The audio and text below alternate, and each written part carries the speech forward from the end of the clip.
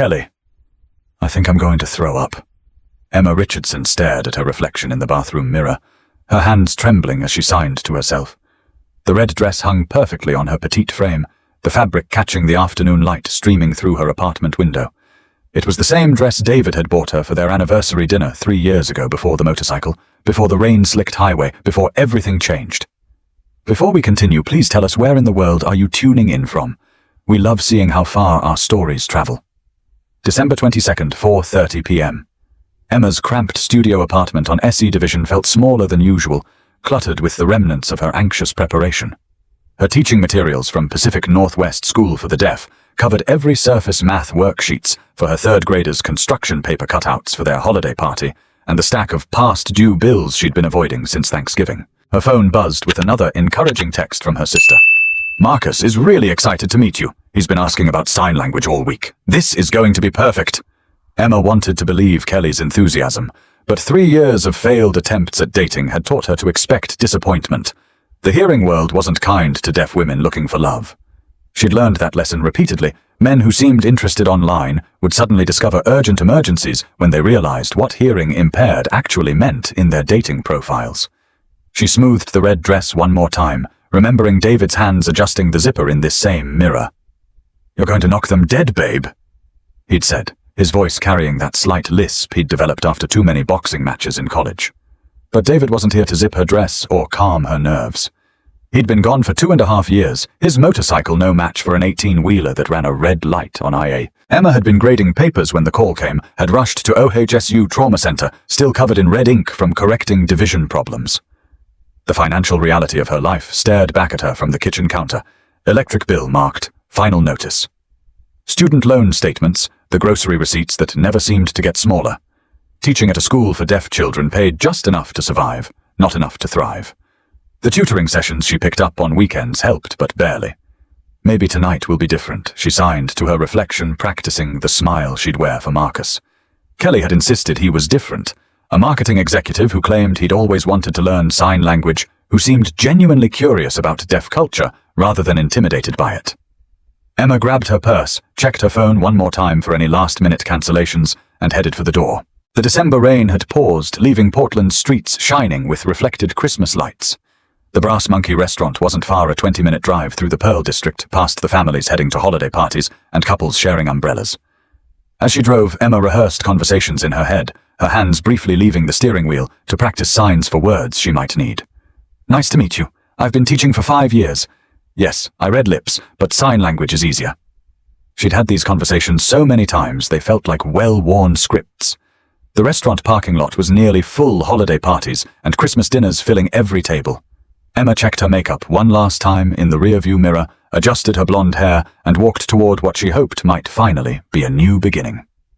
The Brass Monkey hummed with holiday energy when Emma pushed through the heavy wooden doors at exactly 600 p.m. Families clustered around tables laden with comfort food, their conversations creating a warm buzz she could feel through the floorboards. Red and green garlands draped from exposed beams, and a massive Christmas tree dominated the corner, decorated with handmade ornaments that spoke of decades of tradition.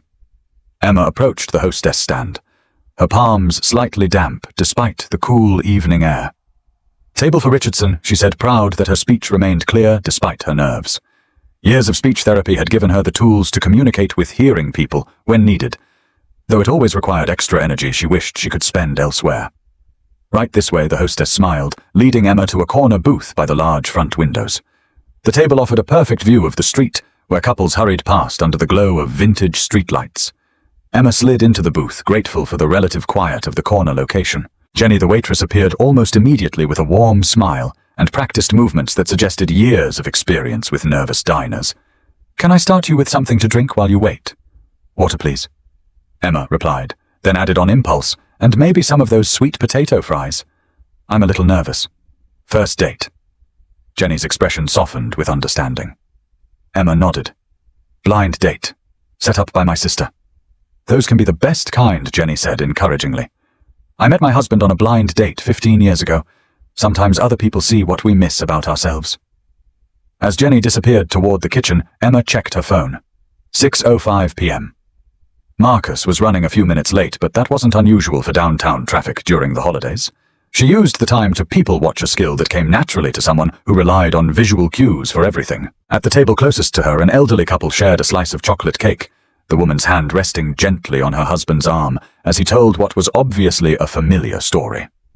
Near the bar, a young family struggled to keep their toddler entertained, while waiting for their table, the father making silly faces that sent the child into fits of giggles. 6:15 p.m. Emma's water glass had been refilled twice. She ordered the sweet potato fries more for something to do with her hands than from hunger.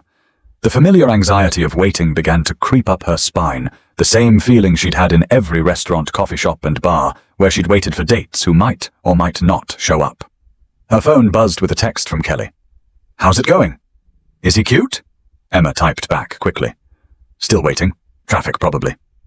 But as 6:30 approached, then 6:45, the optimism she'd carefully constructed began to crumble. This feeling was too familiar.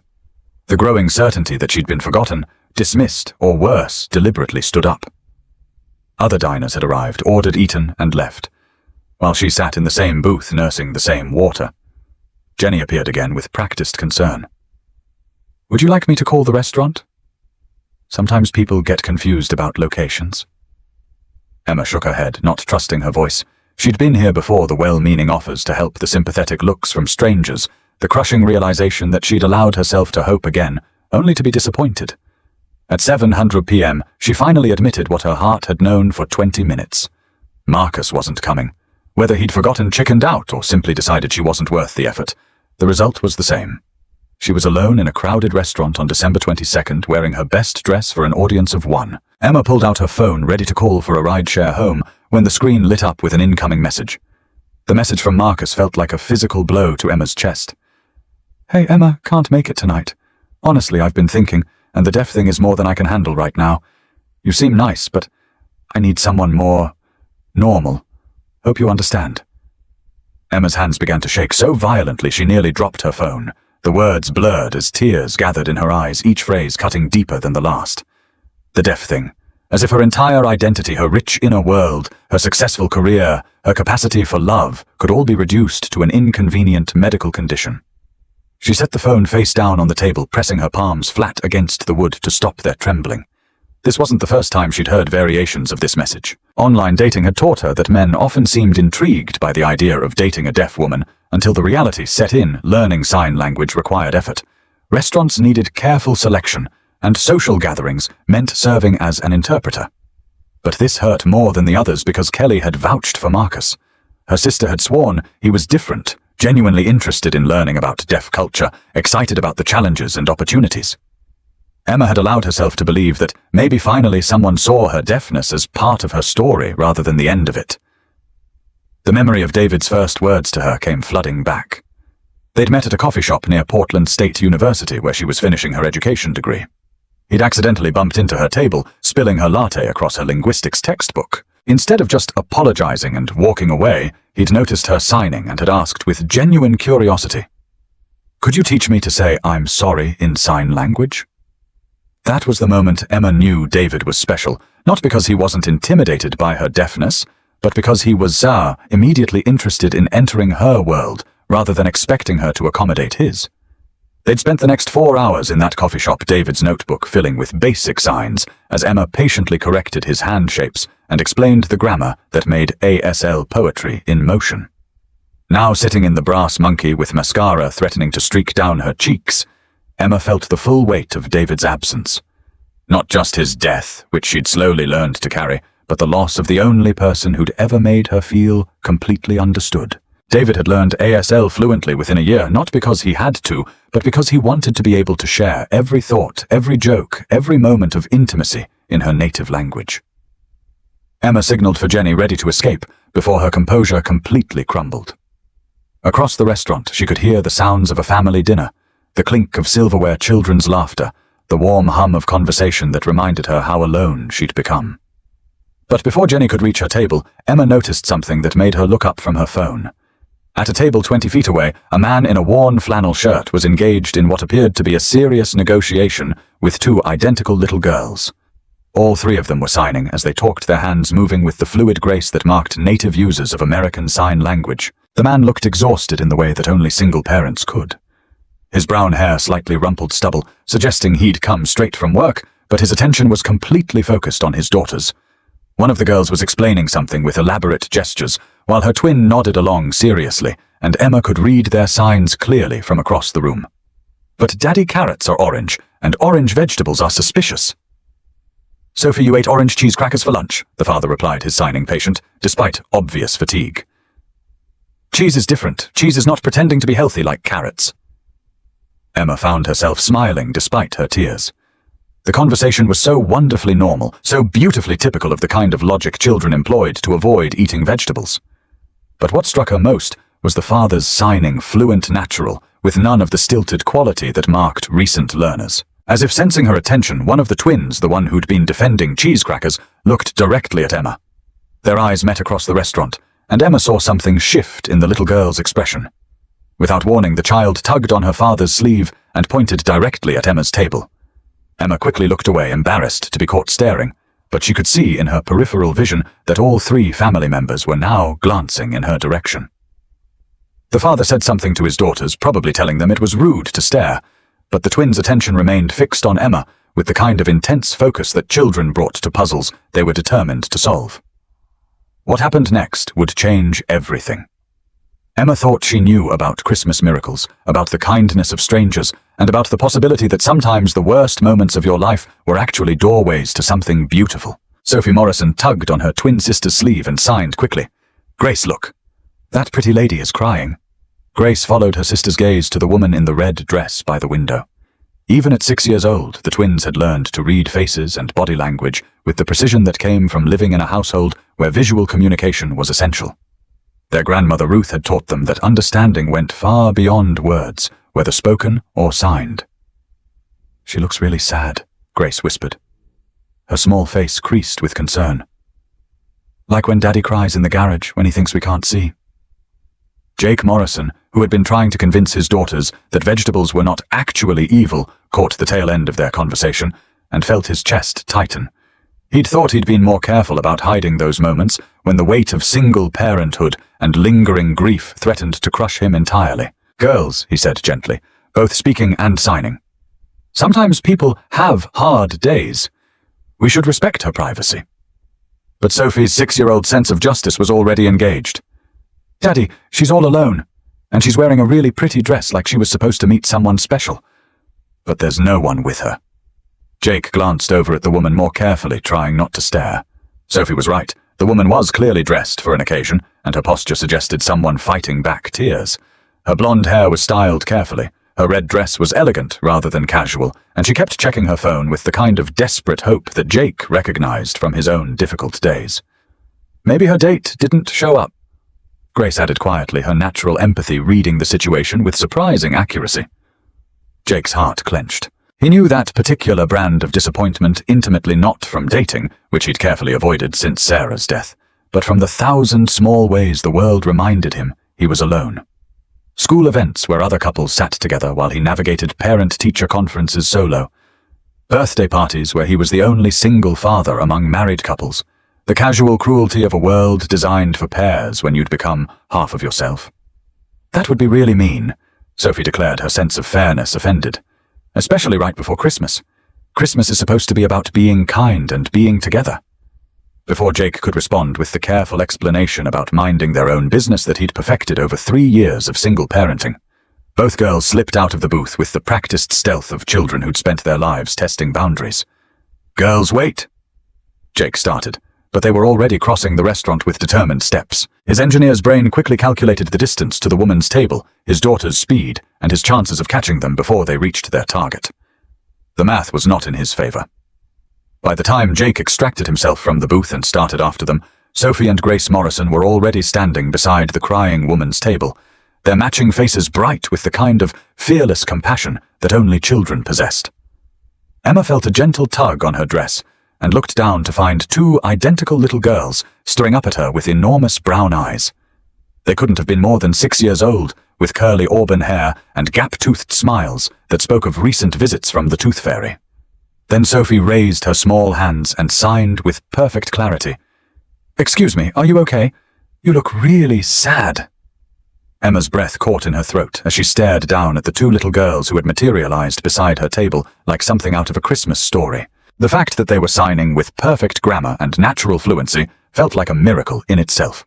In 3 years of living in Portland, she'd rarely encountered children outside of her school who knew American Sign Language. "I'm Sophie."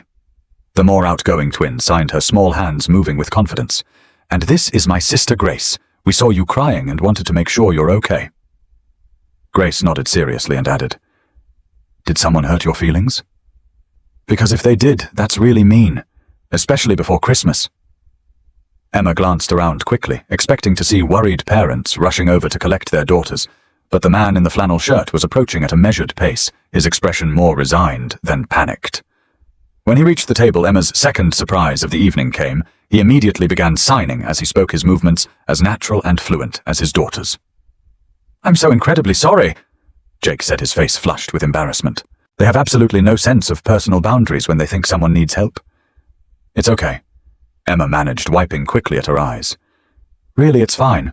But Sophie wasn't finished with her investigation. "Are you here by yourself because you're wearing such a pretty dress like you were supposed to meet someone special for dinner?" Emma felt fresh tears threaten. The innocent observation hit closer to home than any 6-year-old could possibly understand. "I was supposed to meet someone," she admitted, her signing small and hesitant. But they decided not to come. The twins exchanged one of those mysterious looks that only siblings could share, an entire conversation happening in the space of a glance. Grace's face scrunched up with indignation, while Sophie crossed her small arms in a gesture that suggested someone was about to receive a lecture on proper behavior. "That's the meanest thing ever," Sophie declared, her signing emphatic enough to make nearby diners glance over. "Who would leave a pretty lady all alone before Christmas?" "Someone very silly," Grace added, with the kind of diplomatic tact that suggested she'd inherited her father's engineering precision with words. Jake ran a hand through his hair, clearly mortified. "Girls, you can't just announce to the whole restaurant that—" "But it's true," Sophie interrupted, turning her attention back to Emma. "And it's not fair. Nobody should have to eat dinner alone, especially not when they're wearing such a beautiful dress." Emma found herself laughing, despite everything, a genuine sound that surprised her. Something about Sophie's fierce defense and Grace's gentle concern had broken through the shell of humiliation she'd been carrying since Marcus's text. These children saw her situation with perfect clarity and had decided it was simply unacceptable. Jake watched the interaction with growing amazement. His daughters, who'd been withdrawn and cautious with most strangers since their mother's death, had not only approached this woman, but were treating her hurt feelings as a personal mission. And the woman, he could see the genuine warmth in her response, the way she leaned down to their level to make conversation easier, the patience in her signing that spoke of someone comfortable with children. "Would you like to have dinner with us?" Grace asked suddenly. Her question so simple and direct that it took all 3 adults by surprise. Emma's eyes widened. "Oh, I couldn't." "We have lots of room," Sophie added, gesturing toward their booth. "And Daddy always orders too much food anyway." "Girls," Jake said gently, "I'm sure Emma has other plans." Emma heard herself say, surprising even herself. "Actually, I don't. Not anymore." The moment stretched between them, full of possibility and uncertainty. Jake looked at Emma's face, really looked at her for the first time, and saw something that reminded him of his own reflection on the worst days. The careful composure that came from years of hiding pain, the loneliness that had become so familiar, it felt like a constant companion. And underneath it all, a desperate hope that maybe, just maybe, someone might see her as worth staying for. "We'd be honored if you'd join us," Jake said, finally, his voice gentle but sincere. "Though I should warn you, there's an ongoing negotiation about vegetables that might get intense." Emma smiled, the first real smile she'd managed all evening. "I teach 3rd grade. I'm professionally trained in vegetable negotiations."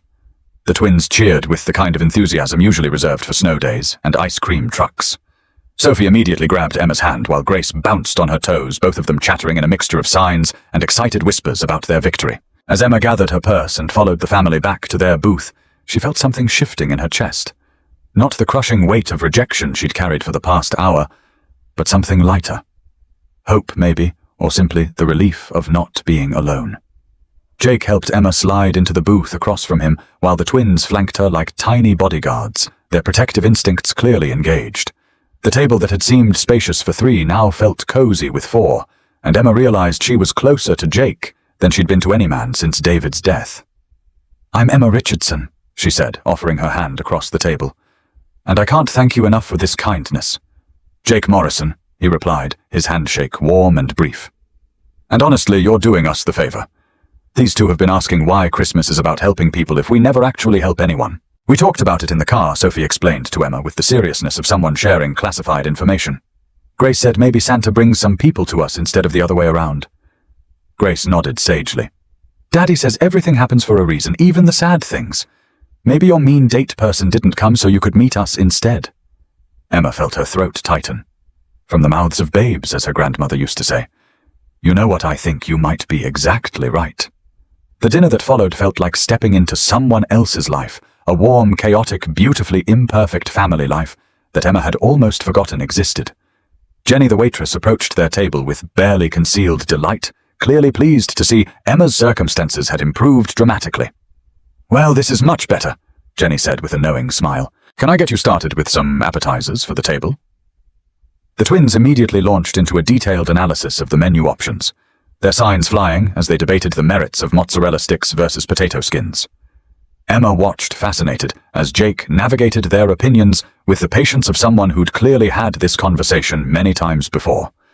"The thing about mozzarella sticks," Sophie explained to Emma with the gravity of a food critic, "is that they're basically vegetables because they have cheese, and cheese comes from cows, and cows eat grass. That's not how vegetables work."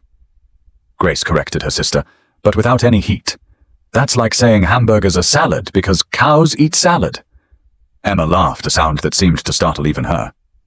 "What if we get both and share that way everyone's happy?" The twins considered this diplomatic solution and nodded their approval. Jake caught Emma's eye across the table and signed, "Thank you. You just prevented World War III." As their food arrived and they settled into the comfortable rhythm of a shared meal, Emma found herself relaxing in ways she hadn't in months. The twins peppered her with questions about her work, her life, her opinions on everything from favorite colors to whether penguins could learn sign language. "I teach children your age," Emma told them, signing, while also speaking for Jake's benefit. "At Pacific Northwest School for the Deaf." "That's where kids like Grandma Ruth went," Sophie exclaimed. "She's our daddy's mum, and she's deaf like you." Emma felt a spark of interest. "Your grandmother is deaf." "Since she was little," Jake explained, his hands moving in the unconscious way that marked someone who'd grown up signing. "I learned ASL before I started school. When the girls came along, Mom insisted they learn too. She said being able to communicate with everyone in the family was the greatest gift she could give them." Emma's heart squeezed. "That's beautiful. So many deaf people feel isolated even in their own families. Your mother made sure that would never happen." "She's the strongest person I know," Jake said simply. "After my wife died, I was barely holding it together. The girls were only 3, confused about why Mommy wasn't coming home. Mom moved in and just took over, not in a controlling way, but in a 'you're drowning, and I'm throwing you a life raft' way." The casual mention of his wife's death hit Emma like a gentle wave. She looked at the twins, who continued eating with the matter-of-fact acceptance that children brought to even the hardest truths, then back at Jake. "I'm so sorry. That must have been incredibly difficult." It was Jake, acknowledged. "Still is some days. But these two keep me going." Grace looked up from her carefully constructed bite of potato and cheese. "Our mommy is in heaven with the angels. She's been there for 3 years. We miss her, but Grandma Ruth says she's watching over us." Emma felt tears prick her eyes again, but these were different, not tears of self-pity, but of recognition. "I understand that feeling," she said softly. "My fiancé died 3 years ago too. A motorcycle accident." Sophie's eyes went wide. "That's really sad. Were you going to get married?" "We were," Emma confirmed. "His name was David. He was training to be a teacher too, like me." The twins absorbed this information with the solemn consideration they seemed to bring to all serious topics. Then Grace reached across the table and patted Emma's hand with her small, sticky fingers. "Maybe they're friends in heaven," she said with 6-year-old logic. "Maybe that's why we found you tonight." Emma had to press her napkin to her eyes to keep from crying right there in the restaurant booth. Jake watched the exchange with something that looked like amazement, as if his daughters had just performed magic. "You know," he said quietly, "I haven't seen them open up to a stranger like this since Sarah died. They're usually pretty shy with new people." "They don't feel like strangers," Emma said honestly. "They feel like family." The word hung in the air between them, loaded with meaning neither adult was quite ready to examine. Instead, they turned their attention back to the twins, who had moved on to explaining their elaborate plans for organizing their Christmas presents. "We write lists," Sophie explained, "but we also draw pictures in case Santa doesn't know how to read very well." "Santa can read," Grace corrected, "but pictures are better because they're more specific. Like if you want a red bike, you have to draw it red, or you might get a blue bike instead." Emma found herself drawn into their Christmas preparations, sharing stories from her own childhood and listening to their plans for Christmas morning. Jake contributed occasionally, but mostly he watched, and Emma became increasingly aware of his attention, the way he smiled when his daughters made her laugh, the gentle pride in his eyes when they showed off their signing skills. As the evening progressed, Emma learned that Jake worked as a road construction engineer for the Oregon Department of Transportation, that he'd been working on the Morrison Bridge renovation project, and that his days started at 5 a.m. and often didn't end until the girls were asleep. She shared stories from her classroom, the challenges and joys of teaching deaf children, the small victories that made every difficult day worthwhile. "There's this one student," Miguel, Emma said, her hands animated as she signed. "He came to us last year not knowing any formal sign language, and his family only spoke Spanish at home. For months he was so frustrated he could barely sit still in class. Then one day something clicked. He started fingerspelling his name, then simple words, then whole sentences. Last week he stood up in front of the class and told a story about his grandmother in Mexico. There wasn't a dry eye in the room." Jake leaned forward, genuinely interested. "That must be incredibly rewarding work." "It is," Emma agreed. "These kids have so much to say, and once they find their voice, whether it's through sign language or writing or art, they just shine." As if summoned by the mention of children shining, Sophie tugged on Emma's sleeve. "Can you teach us a Christmas song in sign language, please?" Emma glanced at Jake, who shrugged with a smile that suggested he'd learned to pick his battles. "Right now, please," both girls signed simultaneously, their eyes huge and pleading. For the next 20 minutes, their corner booth became a classroom. Emma taught the twins Silent Night in American Sign Language, their small hands slowly mastering the poetry of visual music. Jake joined in gamely, though his larger hands moved with less grace than his daughter's naturally expressive fingers. "The sign for silent is like closing a book," gently Emma demonstrated, bringing her hands together in a soft, peaceful gesture. "And night is like the sun setting below the horizon. This is so beautiful." Grace breathed, practicing the movements over and over until they flowed like a dance. "Daddy, you're too stiff," Sophie giggled. "Your hands look like robots. It's supposed to be gentle and flowing." Other diners had begun to notice their impromptu lesson. Instead of staring with curiosity or discomfort, people smiled as they watched two little girls and a blonde woman moving their hands in synchronized poetry, their faces bright with concentration and joy. When they finished, several nearby tables applauded softly. The twins took elaborate bows, clearly thrilled with their new skill and the positive attention it had earned them. Jenny appeared with the check as their lesson concluded, her smile warm as she looked at their table. "That was beautiful to watch. You have a lovely family." Before Jake could correct the assumption, Emma felt Sophie's hand slip into hers under the table, and Grace leaned against her shoulder with the casual affection of a child who'd decided someone was safe to love. Something shifted in Emma's chest, a feeling she'd forgotten existed. The feeling of belonging somewhere, of being not just tolerated, but truly welcomed. As they prepared to leave the restaurant, Emma felt the familiar anxiety of endings creeping in. This magical evening, this unexpected family, this brief glimpse of what life could look like when you weren't alone, it was all about to end. She would go back to her empty apartment, and they would return to their life, and this would become just a kind memory to warm her through the lonely holidays. But the twins apparently had other plans. "Emma," Grace said carefully as they gathered their coats. "What are you doing tomorrow?" Emma felt Jake's attention sharpen across the table. "Just the usual Saturday things," she replied honestly. "Grading papers, maybe some Christmas shopping." "Why, we're making Christmas cookies tomorrow with Grandma Ruth," Sophie announced, with the air of someone presenting an irresistible opportunity. "You should come. You absolutely should come." "Girls," Jake interjected gently. "Emma probably has plans with her own family."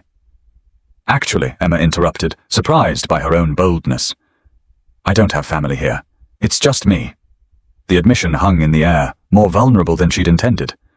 Jake's expression softened with understanding, while the twins looked scandalized by the idea of anyone spending Christmas alone. "Then you definitely have to come," Grace declared with finality. Nobody should be alone for Christmas cookies. It's against the rules. Whose rules? Jake asked, though he was fighting a smile. Christmas rules, Sophie explained patiently. Everyone knows you can't make Christmas cookies without having fun, and you can't have fun if you're sad and alone. Emma looked at Jake, trying to read his expression. Was this invitation genuine, or was he just being polite because his daughters had put him in an impossible position? But when their eyes met, she saw something that made her heart stutter. Not obligation, but hope. We'd love to have you, Jake said quietly, if you'd like to come. Mom's been complaining that we don't have enough people to properly test her cookie recipes. Emma felt tears threatening again, but these were good tears. I'd love that. What time should I be there? 10 o'clock, Sophie said immediately. But not 10. Because Grandma Ruth is very serious about baking schedules. Jake laughed. She's not kidding. Mom runs the kitchen like a military operation during cookie season. As they walked to the parking lot, Portland's December drizzle had started again, creating halos around the streetlights and turning the pavement into a mirror. The twins walked ahead, their chatter mixing signs and whispered conspiracies, while Jake and Emma followed at a slower pace.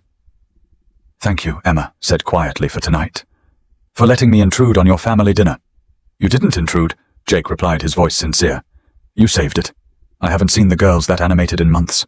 They've been so quiet since we moved here, and I was starting to worry. He trailed off, then started again. Single parenting is hard. You second-guess everything. Wonder if you're enough, if you're doing right by them.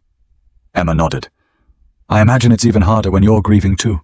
You have to be strong for them while processing your own loss. They'd reached Jake's truck, a practical Ford F-150 with car seats in the back, and the kind of lived-in quality that spoke of a man managing work and parenthood with limited time for vehicle maintenance. The twins were already climbing into their seats, continuing their sign language conversation through the windows. Jake pulled out his phone. Can I get your number? For tomorrow, I mean, so I can text you the address. Emma entered her contact information, her hands steadier than they'd been all evening. As Jake saved her number, his phone buzzed with an immediate text from Sophie, who had somehow gotten hold of Grace's tablet in the car. They want to make sure you're really coming, Jake translated, showing Emma the message. Make sure Emma knows where we live. Emma laughed. I'll be there. I promise. As she walked to her own car, Emma felt something she hadn't experienced in 3 years, excited anticipation for tomorrow. Not just the nervous hope that had characterized her recent attempts at dating, but genuine excitement to spend time with people who had somehow in the span of 3 hours made her feel like she mattered. Her phone buzzed before she'd even left the parking lot. Jake address is 1247 Pine Street. Fair warning, Mom is going to interrogate you thoroughly. She's very protective of the girls. Emma typed back. Looking forward to meeting her, and thank you again. Tonight was exactly what I needed. Jake, same here. Drive safe. Emma drove home through the quiet Portland streets. Christmas lights blurring through her rain-spotted windshield, and for the first time in years, she wasn't dreading the holidays. Tomorrow she would meet Jake's mother, spend the day baking with 2 little girls who had adopted her as family, and maybe, just maybe, begin to believe that her story wasn't over. It was just beginning. December 23rd dawned crisp and clear, the kind of Pacific Northwest winter morning that made Portlanders forget about 9 months of rain. Emma stood on the front porch of 1247 Pine Street at 9:58 a.m., clutching a bag of baking supplies and fighting the kind of nerves she hadn't felt since her first day teaching. The house was a modest blue rental with white trim, the kind of place that spoke of careful budgets and practical choices. Children's bikes leaned against the porch railing, and she could see evidence of Jake's engineering background in the precision of the holiday light installation, each strand perfectly spaced, each bulb in working order. Before she could knock, the door flew open to reveal Sophie and Grace in matching red aprons, their faces bright with excitement. You came? They signed and shouted simultaneously, launching themselves at Emma with enough force to make her stagger backward. Of course I came, Emma laughed, hugging them both. I promised, didn't I? From behind the twins emerged a woman in her early 60s, with silver-streaked brown hair pulled back in a practical ponytail. Her movements were graceful and purposeful, and when she saw Emma signing with her granddaughters, her whole face lit up with genuine warmth. You must be Emma Ruth Morrison, signed, her hands moving with the fluid artistry of someone who'd been using ASL for over 50 years. The girls haven't stopped talking about you since last night. well, signing about you. They were too excited to use their voices. Emma felt some of her nervousness ease. There was something immediately comforting about being with another deaf woman, someone who understood implicitly what the world was like when you lived it visually rather than orally. "It's wonderful to meet you, Mrs. Morrison," Emma replied, then hesitated. "I hope it's okay that I'm here. I know family traditions are important, and I don't want to intrude." Ruth reached out and took Emma's hands in hers, studying her face with the kind of direct attention that hearing people often found uncomfortable, but which felt perfectly natural to Emma. Child Ruth signed with a smile that reached her eyes. "These girls have been planning your visit like it's a state dinner. Grace has already assigned you a specific measuring cup, and Sophie has prepared a speech about proper cookie dough consistency. You're not intruding, you're completing the picture." Behind Ruth, Jake appeared in the doorway, and Emma felt her breath catch. He was wearing a faded blue sweater that brought out his eyes, and his hair was still slightly damp from a shower. He looked rested in a way he hadn't the night before, younger somehow.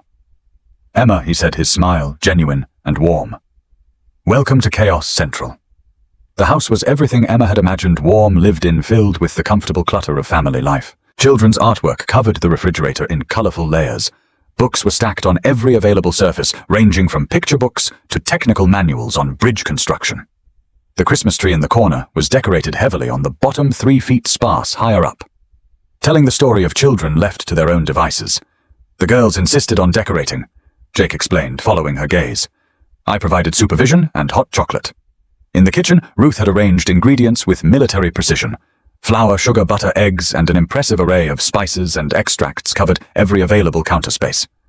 The twins were already stationed at a lower counter that had clearly been modified for their height, their faces serious with concentration. "First rule of cookie making in this house," Ruth announced, both signing and speaking for everyone's benefit, "is that everyone gets properly equipped." She handed Emma an apron that read, "World's Best Cookie Tester," in cheerful red letters. "That was Mommy's apron," Grace said quietly. "Daddy saved all her kitchen things for when we got big enough to use them." Emma felt the weight of the gesture, the trust inherent in being allowed to wear something that had belonged to Jake's wife. "Are you sure she would have wanted someone to use it?" Jake said simply. Sarah believed kitchens were for sharing. As they settled into the rhythm of cookie making, Emma found herself relaxed in ways she hadn't been in months. Ruth guided them through her mother's sugar cookie recipe, a family tradition that dated back 3 generations. The twins took their assigned tasks seriously. Sophie measuring flour with the precision of a scientist, Grace carefully cracking eggs with her tongue, poking out in concentration. "Tell me about your students," Ruth said, as they worked her hands, never pausing in their gentle kneading of dough. "Jake mentioned you teach at Pacific Northwest School for the Deaf." Emma found herself opening up about her classroom, the challenges and victories of teaching 8- and 9-year-olds who were just discovering their own voices, whether through sign language writing or art. Ruth listened with the kind of attention that came from someone who understood the world Emma was describing. "I wanted to be a teacher," Ruth confided, as they rolled out the first batch of dough. "But when I was growing up, there weren't many opportunities for deaf women in education. I became a librarian instead, the closest I could get to books and learning." "Times are changing," Emma said hopefully. "Slowly, but they're changing." "Because of teachers like you," Ruth replied with conviction. Jake worked quietly beside them, cutting shapes with the patience of someone who'd clearly done this many times before. Emma caught him watching her occasionally, and when their eyes met, he would smile in a way that made her feel warm from the inside out. The morning flew by in a haze of flour dust and laughter. The twins regaled Emma with stories from their school, demonstrated their latest dance moves, and argued good-naturedly over cookie decorating strategies. Emma found herself sliding into the family rhythm as if she'd always belonged there. "Emma," Sophie said seriously as they waited for the first batch to bake, "can you stay for lunch too? We're having grilled cheese and Daddy makes really good ones." "I don't want to wear out my welcome," Emma began, but Ruth cut her off. "Nonsense. It's Christmas Eve tomorrow. No one should spend Christmas Eve alone. Besides," Grace added with devastating logic, "someone has to help us eat all these cookies. It's too much work for just 4 people. Emma looked around at this warm kitchen, at the family that had somehow adopted her in less than 24 hours, at the man who was looking at her with something that might have been hope. "I'd love to stay," she said softly. As the afternoon stretched into evening, Emma helped with lunch preparation and cleanup. listened to the twins read from their favorite Christmas books, and found herself in long conversations with Ruth about growing up deaf, about the evolution of sign language, about the importance of preserving deaf culture while building bridges to the hearing world. "You know," Ruth said quietly as they watched Jake and the twins build an elaborate fort from couch cushions, "I haven't seen my son smile this much since Sarah died." Emma felt her cheeks warm. "We're just friends. I mean, we barely know each other." Ruth's knowing look suggested she'd heard similar protestations before. Sometimes the heart knows things the mind hasn't caught up to yet. As evening approached and Emma prepared to leave, the twins extracted promises for her to return the next day for Christmas Eve dinner. Jake walked her to her car, both of them moving slowly, as if reluctant to end the day. "Thank you," Jake said, as they reached Emma's Honda Civic. "For today, for being so wonderful with the girls, for making Mom light up like that. She hasn't had another deaf woman to talk with in months." "Thank you for including me," Emma replied. "I was dreading spending Christmas alone, and you've all made me feel like... Like what? Like I'm not alone anymore." They stood there in the gathering dusk, Portland's Christmas lights beginning to twinkle to life around them, something unspoken hanging in the air between them. "Emma," Jake said quietly, "would you maybe want to have dinner sometime? Just us. I mean, if you're interested." Emma felt her heart begin to race. "I'd like that. I'd really like that." "Good," Jake said, his relief evident. "Good, I'll call you." As Emma drove home, she thought about the past 2 days, the devastating rejection that had led to an unexpected family dinner, the Christmas cookie morning that had turned into an entire day of belonging, and now the possibility of something more with a man who spoke her language literally and figuratively. For the first time in 3 years, Emma Richardson was looking forward to tomorrow. December 26th arrived with a text that made Emma smile before she was fully awake. Twins demanding Emma presents for leftover cookie consumption. Also, Grace made you a picture. Also, I made too much coffee and could use help drinking it. No pressure. Jake, Emma laughed out loud in her empty apartment, something she hadn't done in years. She typed back quickly. "Be there in 20 minutes. Fair warning, I'm bringing reinforcements." She grabbed the bag of oranges she'd bought for fresh juice and the small gifts she'd picked up for the twins the day before. This was how the pattern began. Tuesday dinners became a tradition. Saturday afternoons at various Portland parks where Emma taught the twins to identify birds, while Jake shared the engineering marvels behind the city's bridges. Sunday mornings sometimes included pancakes at Ruth's insistence, with Emma arriving to find the kitchen already alive with activity and conversation. Emma's classroom stories became family entertainment. She would come home, and when had she started thinking of Pine Street as home, with tales of her students' latest adventures and discoveries. 8-year-old Carmen's breakthrough with reading. Luis's elaborate sign language poetry. The day her entire class decided to teach their hearing PE teacher basic signs so they could communicate during games. "You're making such a difference in their lives," Jake said one evening as they cleaned up after dinner, the twins occupied with homework at the kitchen table. "I can see it in the way you talk about them. They make a difference in mine too," Emma replied, drying dishes while Jake washed. "Before this job, I thought teaching was just about academics. But these kids have taught me that education is really about giving someone the tools to tell their story." Jake paused in his washing, studying her face. "Is that why you became a teacher? To help kids find their voices?" Emma considered the question. "Partly. But also because I know what it feels like to be different, to have people assume you're less capable because you communicate differently. I want these kids to never doubt that they have important things to say." The comfortable rhythm they'd developed faced its first real test in early February, when Ruth had what the doctors called a minor cardiac episode. The ambulance arrived at 3 a.m., and Jake called Emma, without thinking, his voice shaky with fear. Emma arrived at OHSU Hospital still in her pajamas and robe, finding Jake pacing the waiting room while the twins slept curled together in uncomfortable plastic chairs. Without a word, she wrapped her arms around him as he finally let himself fall apart. "I can't lose her too," Jake whispered against her shoulder. "The girls need her. I need her." "You won't lose her," Emma said firmly, though she had no way of knowing if that was true. "Ruth Morrison is too stubborn to let a little heart trouble slow her down." She was right. Ruth emerged from her overnight observation cranky about the hospital food and indignant that the cardiac team doctor didn't know any sign language. But the scare had shaken them all, and in the days that followed, Emma found herself naturally stepping into gaps, helping with the twins' homework. When Jake worked late picking them up from school, when Ruth was too tired cooking dinner, when everyone needed a break. You don't have to do all this, Jake said one evening, as Emma helped Grace practice her spelling words while Sophie worked on an art project. I know I don't have to, Emma replied. I want to. The distinction mattered more than Jake realized. Emma had spent 3 years having people do things for her out of pity or obligation, helping her navigate restaurants without accommodations, speaking louder instead of learning to sign, treating her deafness as something to be worked around rather than understood. But this family had never once treated her as a burden or a charity case. They had simply made space for her, the way you make space for someone you love. It was Ruth who finally said what everyone was thinking. You know, she commented one March afternoon as she and Emma worked in her garden while the twins played in the backyard. I haven't seen Jake this happy since before Sarah got sick. Emma felt her cheeks warm. We're just friends, Ruth. Good friends. Ruth's hands stilled in the soil. She looked at Emma with the directness that made deaf conversations so honest. Child, I've been watching people fall in love for 62 years. I know what it looks like. It's too soon, Emma protested, though her heart was racing. We've both lost people. We both have too much baggage. Life doesn't wait for us to feel ready, Ruth said gently.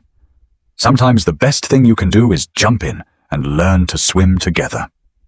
That evening, as Emma helped clean up after dinner, Jake asked her to stay a few minutes after the twins went to bed. They settled on the front porch with coffee, the March air still cool but carrying promises of spring. Emma, Jake began, then started again. I need to tell you something.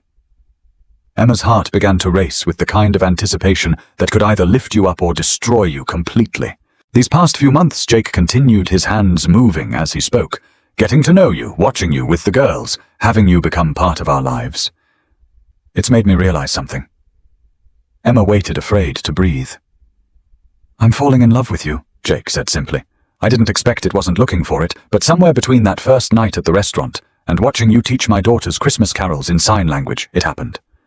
Emma felt tears spring to her eyes. Jake? I know it's complicated, he continued quickly. I know we're both still figuring out how to live after loss. I know you might not feel the same way, but I needed you to know that you've become essential to my happiness, to our family's happiness. Emma reached for his hands, stilling them. I'm scared, she admitted. I'm terrified, actually, because I'm falling in love with you too, and I don't know if I'm brave enough for this. Jake's face lit up with something that looked like relief and joy and wonder all at once. We don't have to figure it all out tonight, he said softly. We can take this as slowly as you need to. Okay, Emma whispered. Let's try. Their first official date, 2 weeks later, was a disaster of nerves and overthinking. Jake had made reservations at a quiet restaurant in the Pearl District, far from the Brass Monkey and their comfortable family dinners. Emma spent an hour choosing her outfit, settling on a blue dress that was elegant but not too formal, approachable but not casual. They sat across from each other at a small table, suddenly formal after months of easy conversation, both hyper-aware that this was different, that they were trying to build something beyond friendship. This is weird, Emma finally said, laughing at their mutual awkwardness. Really weird, Jake agreed. We know each other's entire life histories, but I'm nervous about whether I should hold your hand. Do you want to hold my hand very much? Emma reached across the table and Jake's larger hand closed around hers. The simple contact sent warmth up her arm and made her remember suddenly and vividly what physical attraction felt like. Better, Jake asked. Much better. They talked about everything except the obvious, what they were doing, where this might lead, whether they were brave enough to risk their comfortable friendship for something that might not work. Instead, they shared stories from their childhoods, their college years, their early careers. Emma learned that Jake had wanted to be an architect before practical concerns steered him toward engineering. Jake discovered that Emma had been a competitive swimmer in high school, that her deafness had actually been an advantage in the pool, where everything was visual anyway. The kiss came later in the parking lot outside Emma's apartment. They'd driven separately, both needing the illusion that they could escape if necessary, but neither wanted the evening to end. Emma, Jake said as they stood beside her car, I want to kiss you. Is that okay? Instead of answering, Emma stepped closer and kissed him first. It was soft, tentative. Both of them still careful with each other, but underneath the caution was 3 months of growing attraction and affection. When they pulled apart, both were crying. Why are we crying? Emma laughed, wiping at her eyes. Because it's the first time in 3 years that I've kissed someone who wasn't. Sarah Jake admitted. And that feels like betraying her memory and honoring it at the same time. Emma nodded. David was the only person I ever kissed until tonight. I thought that chapter of my life was over. They held each other in the parking lot, two people learning that hearts were bigger than they'd imagined, that loving someone new didn't diminish what came before. Their relationship deepened through the spring and into summer. Emma joined them for camping trips to the Oregon coast, where she taught the twins to identify shells and seaweed, while Jake built elaborate sandcastles with engineering precision. She attended their school events, cheering loudly at Sophie's soccer games and Grace's art show, slowly becoming a fixture in their world. But with growing closeness came growing complications. The twins, who had initially been delighted by their father's happiness, began to test boundaries in ways they hadn't before. Sophie started having nightmares about people leaving. Grace became possessive of Emma's attention, refusing to share her with Jake during family dinners. I think they're scared, Ruth observed one evening after a particularly difficult bedtime routine. They love Emma, but they're old enough to understand that caring about someone means you can lose them. The issue came to a head in August when Emma received a job offer that would require her to move to Seattle, a promotion to assistant principal at a prestigious school for deaf students. It was everything she'd worked toward, a chance to impact deaf education on a larger scale with a significant salary increase that would finally allow her to pay off her student loans. You have to take it, Jake said immediately when she told him about the offer. Emma, this is incredible. You've worked so hard for something like this.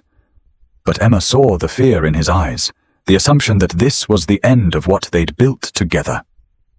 I don't know, she said honestly. It would mean leaving Portland, leaving you and the girls and Ruth, leaving this life we've started building. You can't make career decisions based on us, Jake protested. We'll figure something out. Maybe the girls and I could move to Seattle. Emma finished. Jake, your job is here. Ruth is here. The girls' school, their friends, their memories of their mother, everything is here. They spent 2 weeks discussing possibilities, none of which felt workable.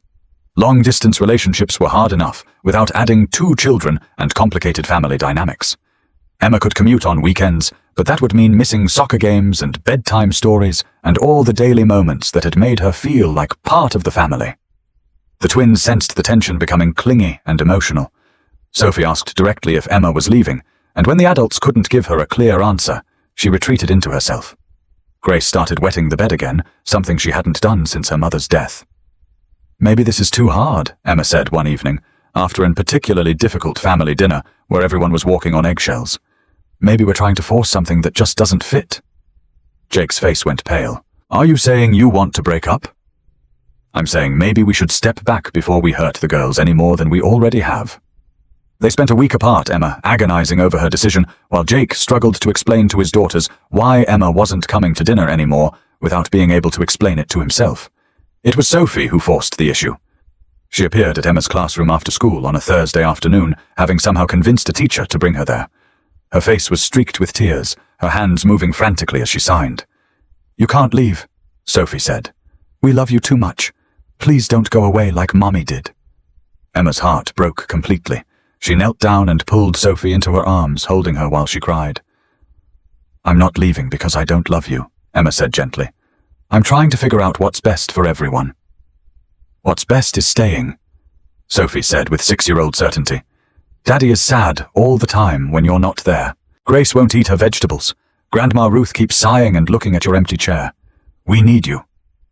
That evening, Emma drove to Pine Street and found Jake in his workshop, supposedly working on a project, but mostly just staring at the wall. We need to talk, Emma said. Jake looked up, hope and fear warring in his expression. I'm turning down the Seattle job, Emma said without preamble. Emma, no, you can't do that for us. If you stay and resent it, if you give up your dreams.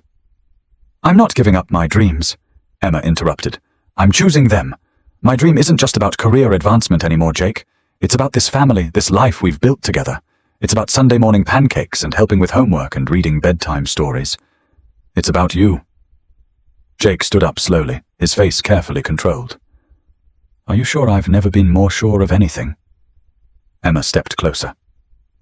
I love you, Jake Morrison. I love your daughters and your mother and this chaotic, beautiful life you've shared with me. I don't want to be assistant principal in Seattle. I want to be here with all of you."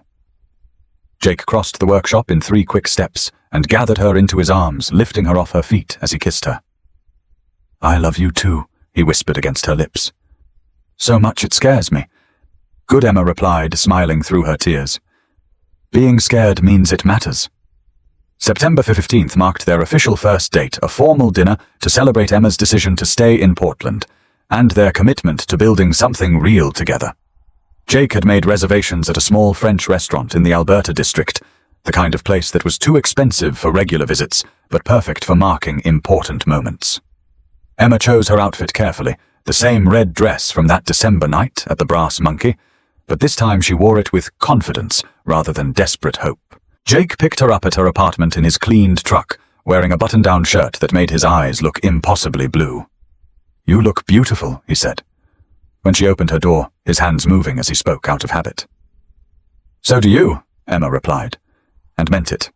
Jake had the kind of rugged attractiveness that came from physical work and genuine kindness, the combination of strong hands and gentle eyes that made Emma's heart race. The restaurant was intimate without being overwhelming, with soft lighting and discreet tables that allowed for both spoken conversation and the larger gestures that sign language required. Their waiter was patient and accommodating, bringing them bread and wine while they settled into the strange formality of dating after months of family dinners. "This feels surreal," Emma admitted as they studied their menus. "6 months ago I was convinced I'd never feel this way about anyone again." Same, Jake agreed. "I'd accepted that romance was part of my past, that the girls and I would just figure out life as a family of 3. They ordered, carefully sharing stories about their worst dates from before their marriages. Emma's tale of a man who'd spent an entire evening explaining why deaf people shouldn't be allowed to drive had Jake laughing until tears ran down his cheeks. "Please tell me you didn't see him again." Jake managed. "I made it through the appetizer before I faked a family emergency," Emma admitted. "Then I went home and ate ice cream for dinner while wondering if I was too picky." "You weren't picky enough," Jake said firmly. "You deserved someone who saw your deafness as part of what made you remarkable, not something to overcome." The conversation flowed easily between serious and light, touching on their hopes for the future, their fears about blending their lives, their commitment to making sure the twins felt secure and loved throughout any changes. "I want you to know," Jake said as they shared dessert, "that I don't expect you to replace Sarah, for me or for the girls. You're not stepping into her role, you're creating your own place in our family." Emma felt tears prick her eyes. "Thank you for saying that. I've been worried about trying to fill shoes that don't fit me." "Your shoes fit perfectly," Jake said softly. "You just had to find the right family to wear them with." After dinner they walked slowly through the Alberta Arts District, past galleries and boutique shops, neither ready for the evening to end. When they reached Emma's building, Jake walked her to her door, but made no assumptions about being invited in.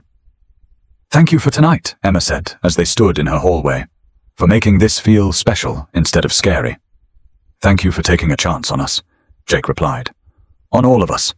The kiss was different this time, less careful, more certain. Emma felt herself melting against Jake's solid warmth, her hands fisting in his shirt as months of carefully controlled attraction finally found expression. When they pulled apart, both were breathing hard. "I should go," Jake said, though he made no move to leave. "You should?" Emma agreed, but her hands were still gripping his shirt. "The girls are with Mom tonight," Jake said quietly. Emma's heart began to race for entirely different reasons. They are. Emma looked into Jake's eyes and saw her own desire reflected there, along with patience and tenderness, and the promise that whatever happened next would be her choice. "Would you like to come in for coffee?" Emma asked. Jake's smile was slow and warm. "I'd love coffee." They never made it to the kitchen. The months that followed were a careful dance of integration and independence. Emma kept her apartment but spent most evenings on Pine Street. She had her own key, her own coffee mug, her own place at the dinner table, and in the family rhythms that had once seemed impossible to join. Ruth's second health scare in October, a minor stroke that left her with some temporary weakness on her left side, brought them all together in ways that cemented Emma's place in the family structure. Without being asked, Emma rearranged her teaching schedule to help with Ruth's physical therapy appointments. She researched adaptive equipment for the kitchen and bathroom, drawing on resources from her work with deaf students who often dealt with multiple disabilities. "You don't have to do all this," Ruth protested, as Emma helped her practice her writing exercises. the stroke having affected some of the fine motor control in her dominant hand. "I know," Emma said patiently. "But you took care of Jake and the girls when they needed it most. Let us take care of you now." Ruth studied Emma's face with the directness that came naturally to deaf conversations. "You're not doing this out of obligation." "No," Emma confirmed. "I'm doing it because I love you. Because you're family." The word hung between them heavy with meaning. Ruth reached out with her stronger hand and squeezed Emma's fingers. "Yes," Ruth said simply. "We are." Emma's integration into the Morrison family wasn't without challenges. The twins, secure in their father's love, but still grieving their mother, sometimes tested boundaries in ways that left everyone exhausted. Sophie went through a phase of refusing to acknowledge Emma's presence when Jake wasn't in the room. Grace became possessive of family traditions, insisting that only real family could participate in certain activities. The crisis came in November when Grace announced at dinner that she didn't want Emma at her upcoming school play because mommies come to plays, not friend people. The words landed like a slap. Emma felt her face flush with hurt and embarrassment, but before she could respond, Sophie shocked everyone by defending her. "Grace, that's mean," Sophie said firmly. "Emma helps us with our homework and makes us breakfast and teaches us cool signs. She's more like a mommy than anyone except mommy." "But she's not our real mum." Grace shot back, tears starting to flow. "And if we pretend she is, we might forget about our real mom." Jake started to intervene, but Emma held up a hand to stop him. She turned to Grace with the patience that came from years of working with children in emotional crisis. "Grace," Emma said gently, "can I tell you something important?" Grace nodded reluctantly. "I'm not trying to replace your mummy, and I would never want you to forget her. Your mum was amazing and special, and she loved you so much. That love doesn't go away just because I'm here now." Emma paused, choosing her words carefully. "But hearts are bigger than we think they are. You can love your mommy in heaven and still have room to love other people here on earth. Love doesn't run out." Grace considered this with the seriousness that children brought to complex emotions. "But what if I love you, and then you go away too?" Grace whispered, getting to the heart of her fear. Emma felt her throat tighten. "I can't promise that nothing bad will ever happen," she said honestly. "But I can promise that I'm not planning to go anywhere. I'm planning to stay right here with all of you for as long as you'll have me." Grace studied Emma's face for a long moment, then climbed out of her chair and into Emma's lap, burying her face against Emma's shoulder. "I want you at my play," Grace mumbled. "But I want Daddy to bring a picture of Mommy too, so she can see me too." "I think that's a perfect idea," Emma said, holding Grace close while Jake wiped tears from his own eyes. The Thanksgiving that year was the first major holiday Emma spent as an official part of the family. She woke up at Pine Street, helped Ruth prepare a feast that could feed 12 people, despite being a family of 5, and watched the twins perform their annual Thanksgiving play with costumes they'd been working on for weeks. "What are you thankful for?" became the dinner table question, each person taking a turn to share their gratitude. "I'm thankful for Emma teaching me how to sign funny jokes," Sophie said, "and for Daddy not crying in the garage anymore. I'm thankful that Grandma Ruth is feeling better," Grace added, "and for Emma coming to my play, and for still having pictures of Mommy everywhere." Ruth spoke about gratitude for her family, for her health, for the privilege of watching her granddaughters grow up surrounded by love. Jake's turn came last. "I'm thankful," he said, his hands and voice steady for second chances. "For the restaurant where I met Emma, for daughters brave enough to talk to strangers, for a mother strong enough to hold us all together, and for learning that the heart really is big enough to hold both grief and joy at the same time." He looked directly at Emma. "I'm thankful for love I didn't think I deserved." Emma wiped tears from her eyes as she took her turn. "I'm thankful for twin girls who saw a stranger crying and decided to help, for a man who invited me to dinner when he didn't have to, for Ruth who taught me that family isn't just about blood, and for learning that sometimes the worst night of your life is actually the beginning of the best chapter." After dinner, as they all worked together to clean the kitchen, Emma realized something had shifted permanently. She wasn't a guest anymore, wasn't someone they were accommodating. She was home. December 22nd arrived with the kind of symmetry that felt like destiny. Exactly 1 year after Emma had sat alone at the Brass Monkey watching her hopes crumble with Marcus's text, she found herself back at the same restaurant with the man and children who had saved her from that despair. But this time, Jake had made the reservation. "Why here?" Emma asked as they settled into the same corner booth where their story had begun. The twins flanked her as they had that first night, though now they chatted with the easy familiarity of family rather than the careful politenesses of new acquaintances. "Because this is where everything started," Jake said simply.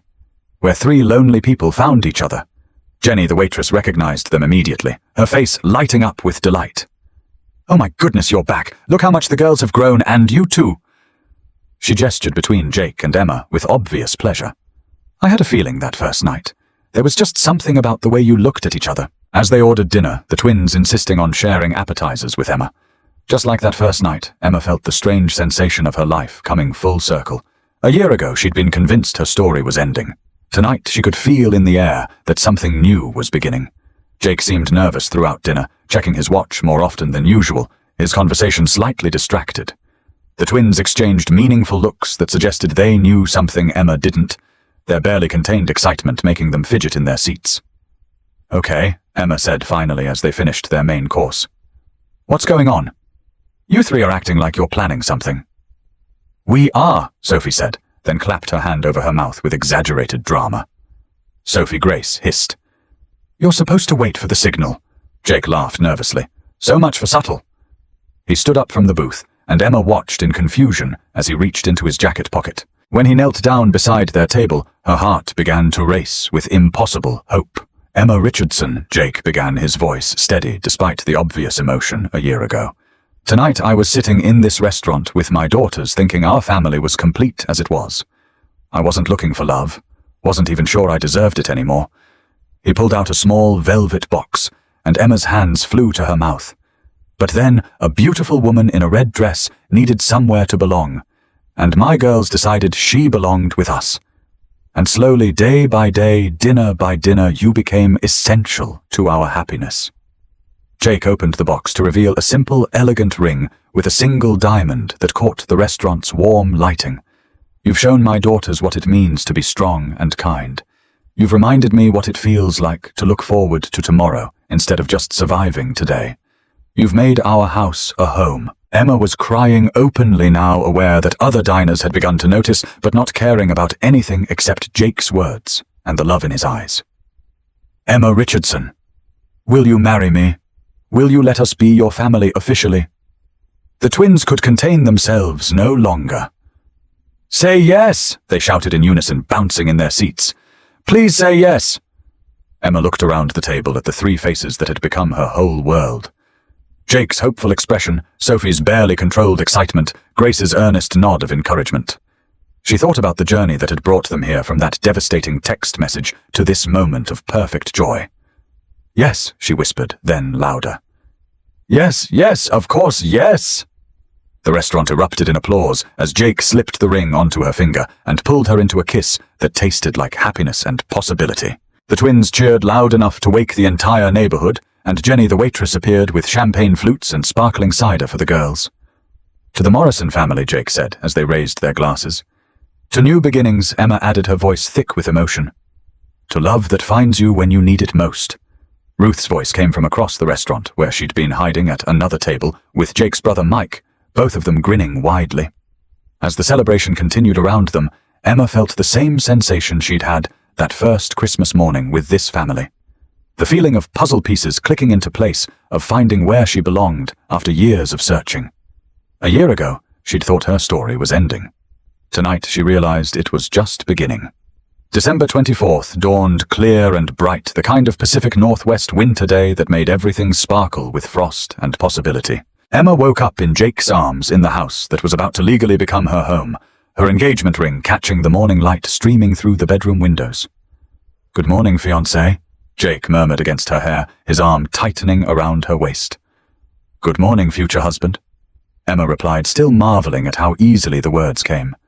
The past 2 days had been a whirlwind of phone calls and planning. Emma's sister Kelly had screamed so loudly through FaceTime that the twins came running to see what was wrong. Jake's brother Mike had driven down from Seattle with his wife and kids to help with last-minute wedding preparations. Ruth had taken over the kitchen with military precision, determined that her son's wedding would be perfect, even if it was happening with only 48 hours' notice. "Are you sure you want to do this today?" Jake asked for the 10th time. "We could wait, have a proper wedding in the spring." Emma turned in his arms to face him. Jake Morrison, I've been alone for 3 years. I've waited long enough to marry the man I love, unless you're having second thoughts. Never, Jake said firmly, kissing her forehead. I just want to make sure you have the wedding you dreamed of. I am having the wedding I dreamed of, Emma assured him. Small, intimate, surrounded by the people who matter most. What more could I want? From down the hall came the sound of excited voices and running feet. The twins had been awake since dawn, too excited about the wedding to sleep any longer. They burst through the bedroom door wearing matching red dresses and expressions of barely contained joy. It's wedding day, Sophie announced, launching herself onto the bed between Emma and Jake. Are you nervous? Grace asked Emma seriously. Because Daddy was throwing up in the bathroom 10 minutes ago. Grace, Jake groaned, his face reddening. Emma laughed, pulling both girls into the bed with them. Just excited nerves. Your daddy's going to be fine. The morning flew by in a blur of preparation and anticipation. Emma's dress, a simple ivory sheath that she'd bought online and had altered in record time, hung in the closet next to Jake's dark suit. The backyard had been transformed with string lights and white roses, Ruth's winter garden providing a surprisingly beautiful backdrop for a Christmas Eve wedding. Emma's hands shook only slightly as Ruth helped her get ready in the master bedroom, the same room where she'd slept beside Jake for the past 3 months, learning the rhythm of his breathing and the way he reached for her, even in sleep. You look beautiful, dear, Ruth said, as she fastened Emma's pearl necklace, her own wedding pearls passed down from her mother. Jake won't be able to speak when he sees you. Good thing we both know sign language, Emma replied, making Ruth laugh. The twins appeared in the doorway, their own excitement barely contained, as they checked to make sure Emma was ready. They wore matching flower crowns that Ruth had made that morning, their faces glowing with the special importance of being junior bridesmaids. Sophie said seriously, Are you sure you want to be our mum?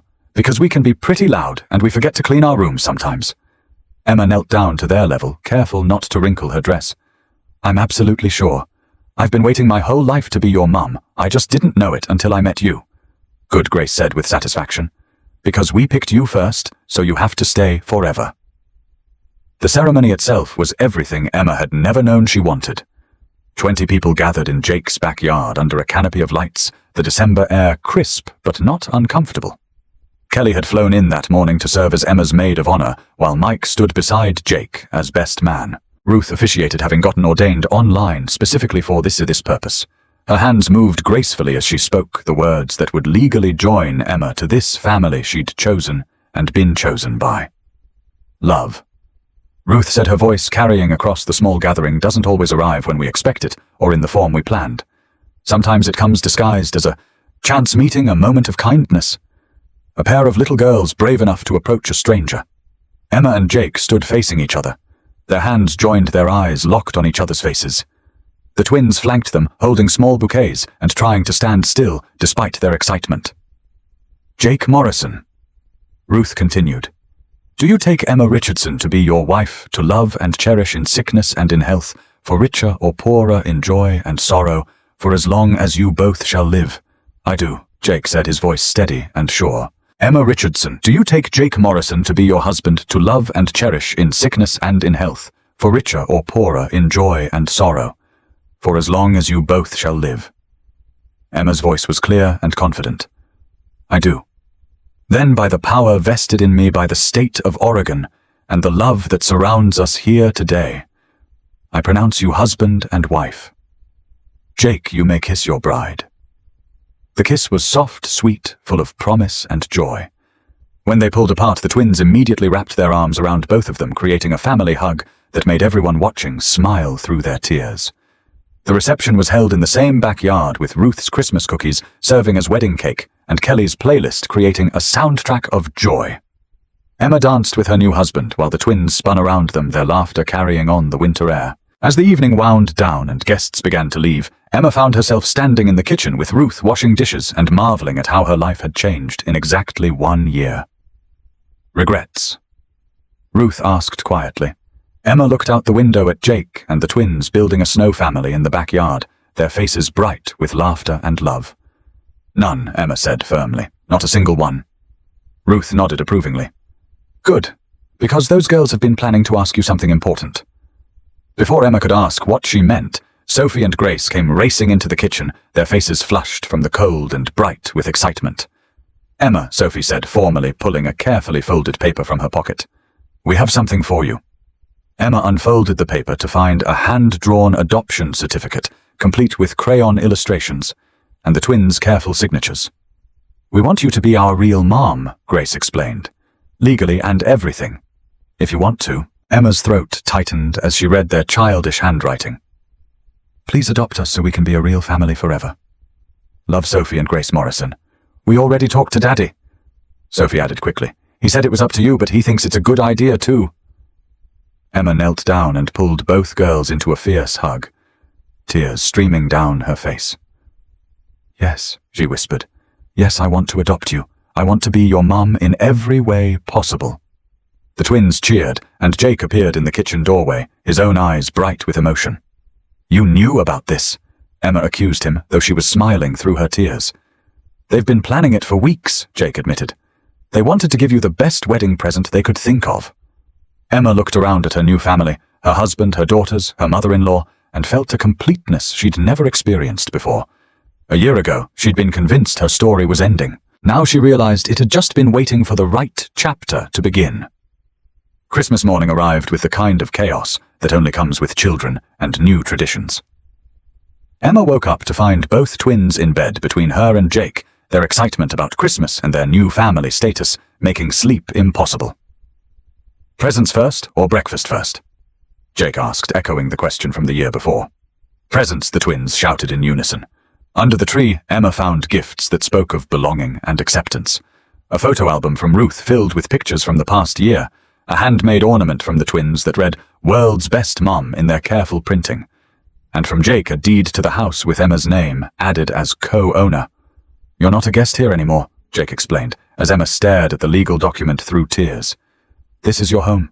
Officially." Emma's gift to the family was a framed photo from their wedding, all 5 of them laughing together in the backyard lights. Below it, in her careful calligraphy, she'd written, "Family. Not always blood, not always expected, but always chosen with love."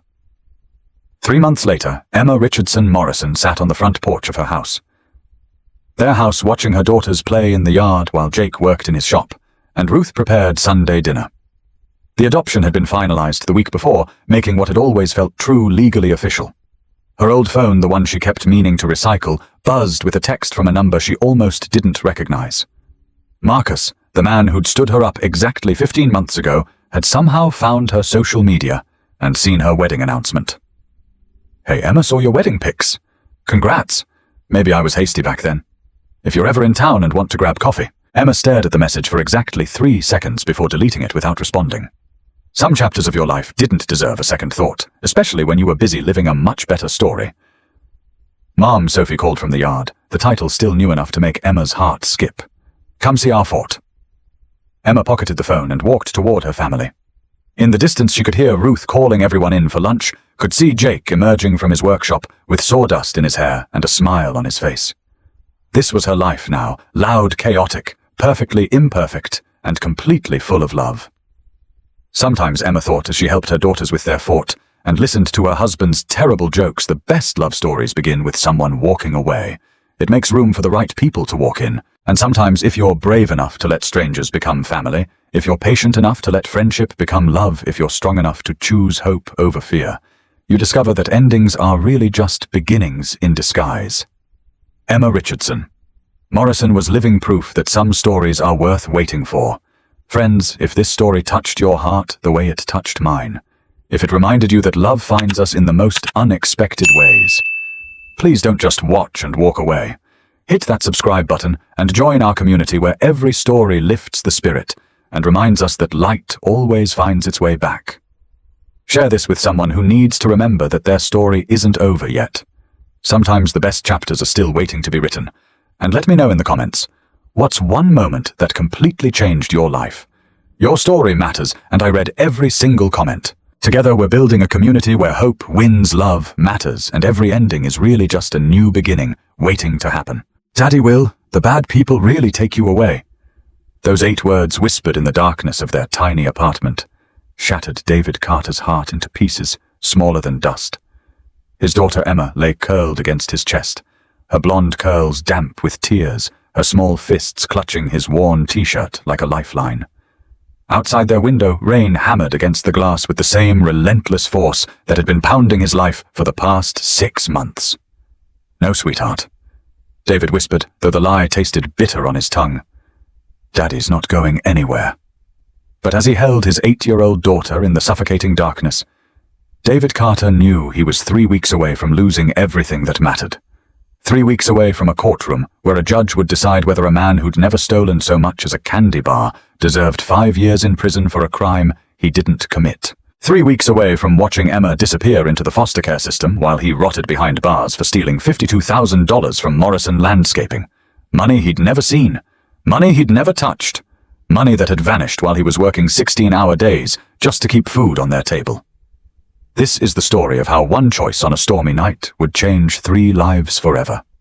How kindness in the darkest hour would become a beacon of hope.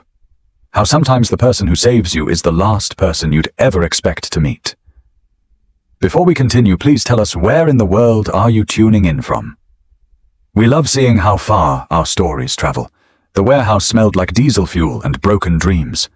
David's hands were raw from loading truck after truck, his back screaming from lifting boxes that seemed to grow heavier with each passing hour. The digital clock on the loading dock wall glowed an angry red. 11:47 p.m. 14 hours. He'd been on his feet for 14 straight hours because overtime was the only thing standing between Emma and eviction. Carter. The voice of his supervisor, Bobby Martinez, cut through the rumble of conveyor belts. "You're cleared to go. Don't forget to clock out." David wiped sweat from his forehead with the back of his sleeve, leaving a dark stain on the company-issued shirt that read, "Hartford Logistics," in faded blue letters. His reflection in the break room mirror showed a man aging too fast, dark circles under his eyes stubble because he'd forgotten to shave again. Hair that needed cutting, but barbershops cost money they didn't have. The locker room was empty, except for the ghost of other men's exhaustion. David pulled on his jacket, a brown canvas coat that had belonged to his father, and checked his phone. 3 missed calls from Mrs. Rodriguez, the 65-year-old woman next door who watched Emma when his shifts ran late. No messages, which meant Emma was probably asleep. Safe. Safe for now. David's car, a 1998 Honda Civic with 240,000 miles and an exhaust system held together by hope and electrical tape, coughed to life in the employee parking lot. The radio crackled with static and late-night talk shows he couldn't concentrate on. His mind was stuck in an endless loop, the same thoughts that had been circling for 6 months like vultures over roadkill. $52,000. The number haunted every quiet moment. Rick Morrison, his former boss at Morrison Landscaping, had looked him dead in the eye and accused him of theft. Not just theft embezzlement, a felony that carried a maximum sentence of 5 years in state prison. The evidence is clear. Morrison had said, his voice cold as winter rain. The financial records show multiple transfers from the company account to a personal account registered under your social security number. The bank statements, the email authorizations, even your digital signature. It's all there, David. I trusted you and you stole from me. But David had never opened that account, had never seen those statements, had never signed those authorizations. He'd tried explaining this to Detective Sarah Renfold, to his public defender James Walsh, to anyone who would listen. But explaining innocence was like trying to hold water in his bare hands. It just slipped through his fingers, leaving him with nothing but empty palms and desperate words. The windshield wipers beat a steady rhythm against the glass as David turned onto Highway 95. Rain fell in sheets so thick his headlights barely cut through the darkness. This was the kind of storm that made smart people stay home. But David had learned long ago that he didn't have the luxury of being smart. He had the luxury of being necessary. 3 weeks. In 3 weeks he'd sit in Suffolk County Superior Court wearing a borrowed suit while 12 strangers decided his fate. James Walsh, his overworked public defender, had been honest about their chances. "The evidence looks bad," David Walsh had said, his kind eyes filled with the sympathy David had grown to hate.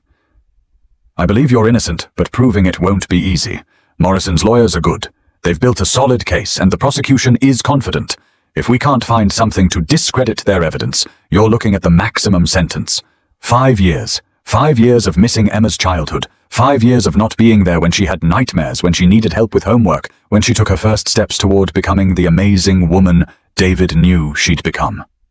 5 years of watching her grow up through prison glass during visiting hours that never lasted long enough. If she even got visiting hours. If the state decided she was better off with a foster family who wouldn't bring her to see her criminal father. David's hands tightened on the steering wheel, knuckles white in the green glow of the dashboard lights.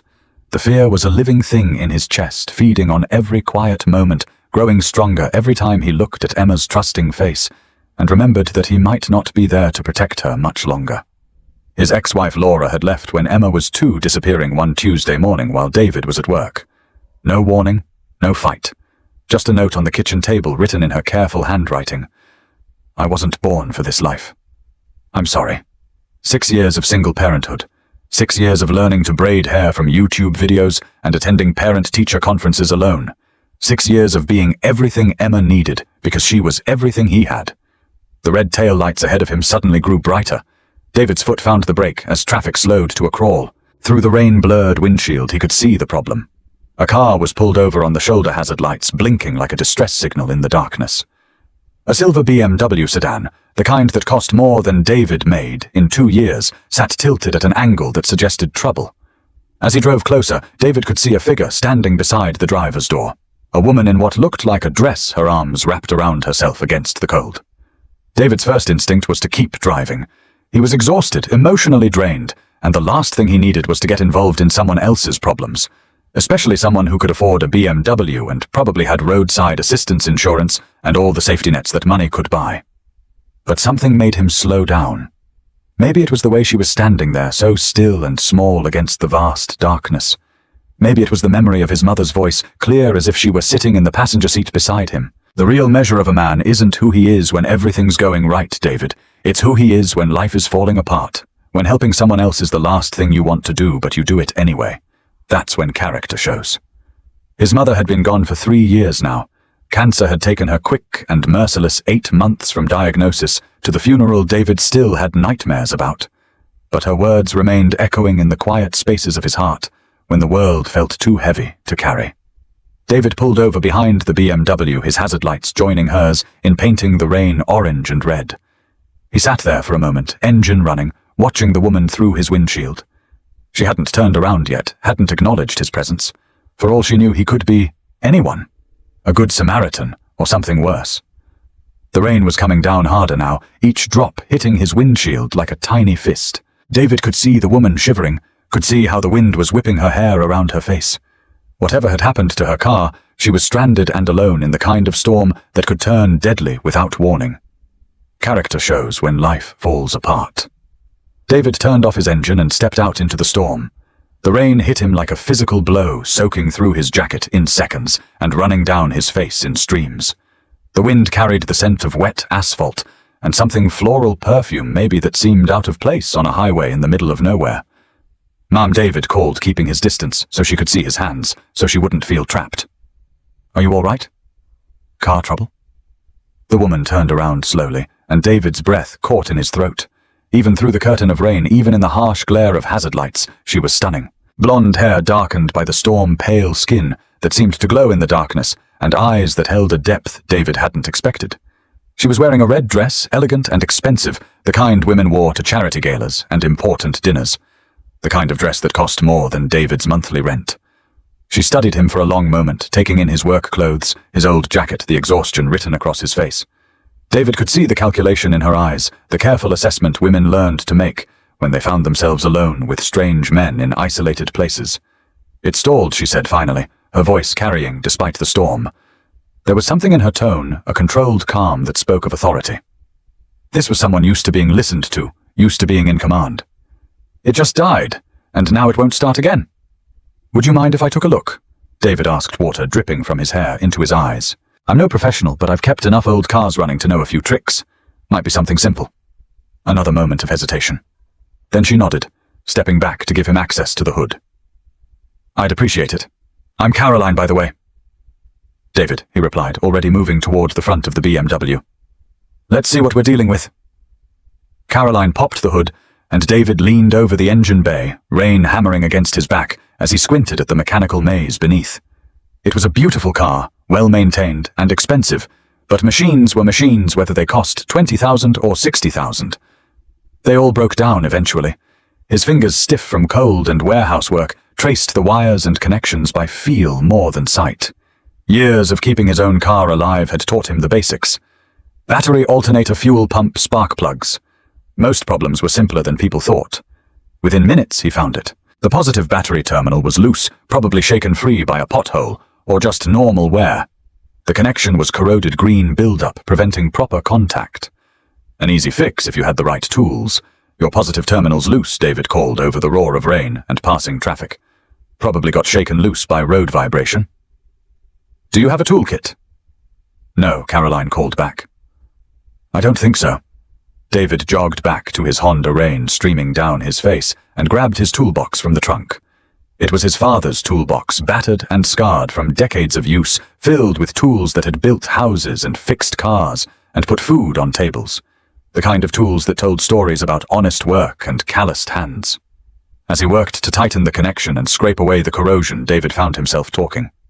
Maybe it was the rhythm of familiar work, or maybe it was the strange intimacy of helping a stranger in the storm, but words came easier than they had in months. This battery's getting close to dead, he said, his fingers working steadily, despite the cold. You should probably replace it soon. There's a gas station about 2 miles up the highway. They sell them there, and most places will install it for free if you ask nice. He could feel Caroline watching him work, could sense her presence even through the rain and darkness. There was something about her that intrigued him, a combination of vulnerability and strength that reminded him of Emma when she was scared, but trying to be brave. The connection clicked into place with a satisfying snap. David straightened up, wiping rain from his eyes. Try it now. Caroline slid behind the wheel and turned the key. The BMW's engine roared to life, immediately, headlights cutting through the storm like beacons of hope. Relief washed over her face, visible even through the rain-streaked windshield. She rolled down the window, and David could see her clearly now. Beautiful, yes, but more than that. Intelligent eyes that missed nothing. A mouth that looked like it was used to making important decisions. This was someone who mattered in the world, someone whose absence would be noticed. How much do I owe you? Caroline asked, already reaching for what David assumed was an expensive purse. Nothing, David said, stepping back toward his own car. Just glad I could help. Wait, Caroline called after him. At least tell me your name so I can thank the right person. David paused at his car door, rain dripping from his jacket onto the asphalt. For a moment their eyes met across the distance between their worlds. Rich and poor, powerful and powerless, but connected by this moment of kindness in the storm. David, he said simply.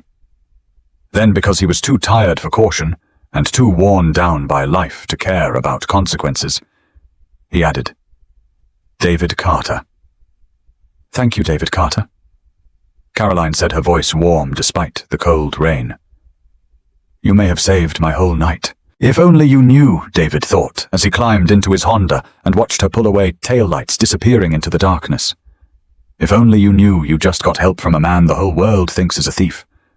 He drove home through streets empty, except for the rain, not knowing that in 3 weeks he'd see Caroline Hayes again. Not knowing that the elegant woman in the red dress would be wearing a black robe and holding a wooden gavel that could destroy his life or set him free. Not knowing that sometimes the universe puts people in your path exactly when you need them most, even when you're too broken to recognize a miracle when it stops to help you in the rain. The eviction notice was salmon-colored, as if the pale pink paper could somehow soften the blow of homelessness. David stared at it through the kitchen window of their cramped apartment, watching the wind press it flat against the glass like an accusation. 30 days. They had 30 days to find $800 for back rent, or Emma would be sleeping in his car, if he still had a car by then, if he wasn't already in prison.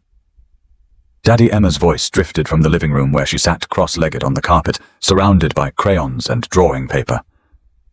Can you help me spell innocent? The word hit David like a physical blow. He turned away from the window, leaving the eviction notice pressed against the glass like a pink reminder of how far his life had fallen. What are you drawing, sweetheart? Emma held up her latest creation, a stick figure drawing of a man in an orange jumpsuit standing behind black bars.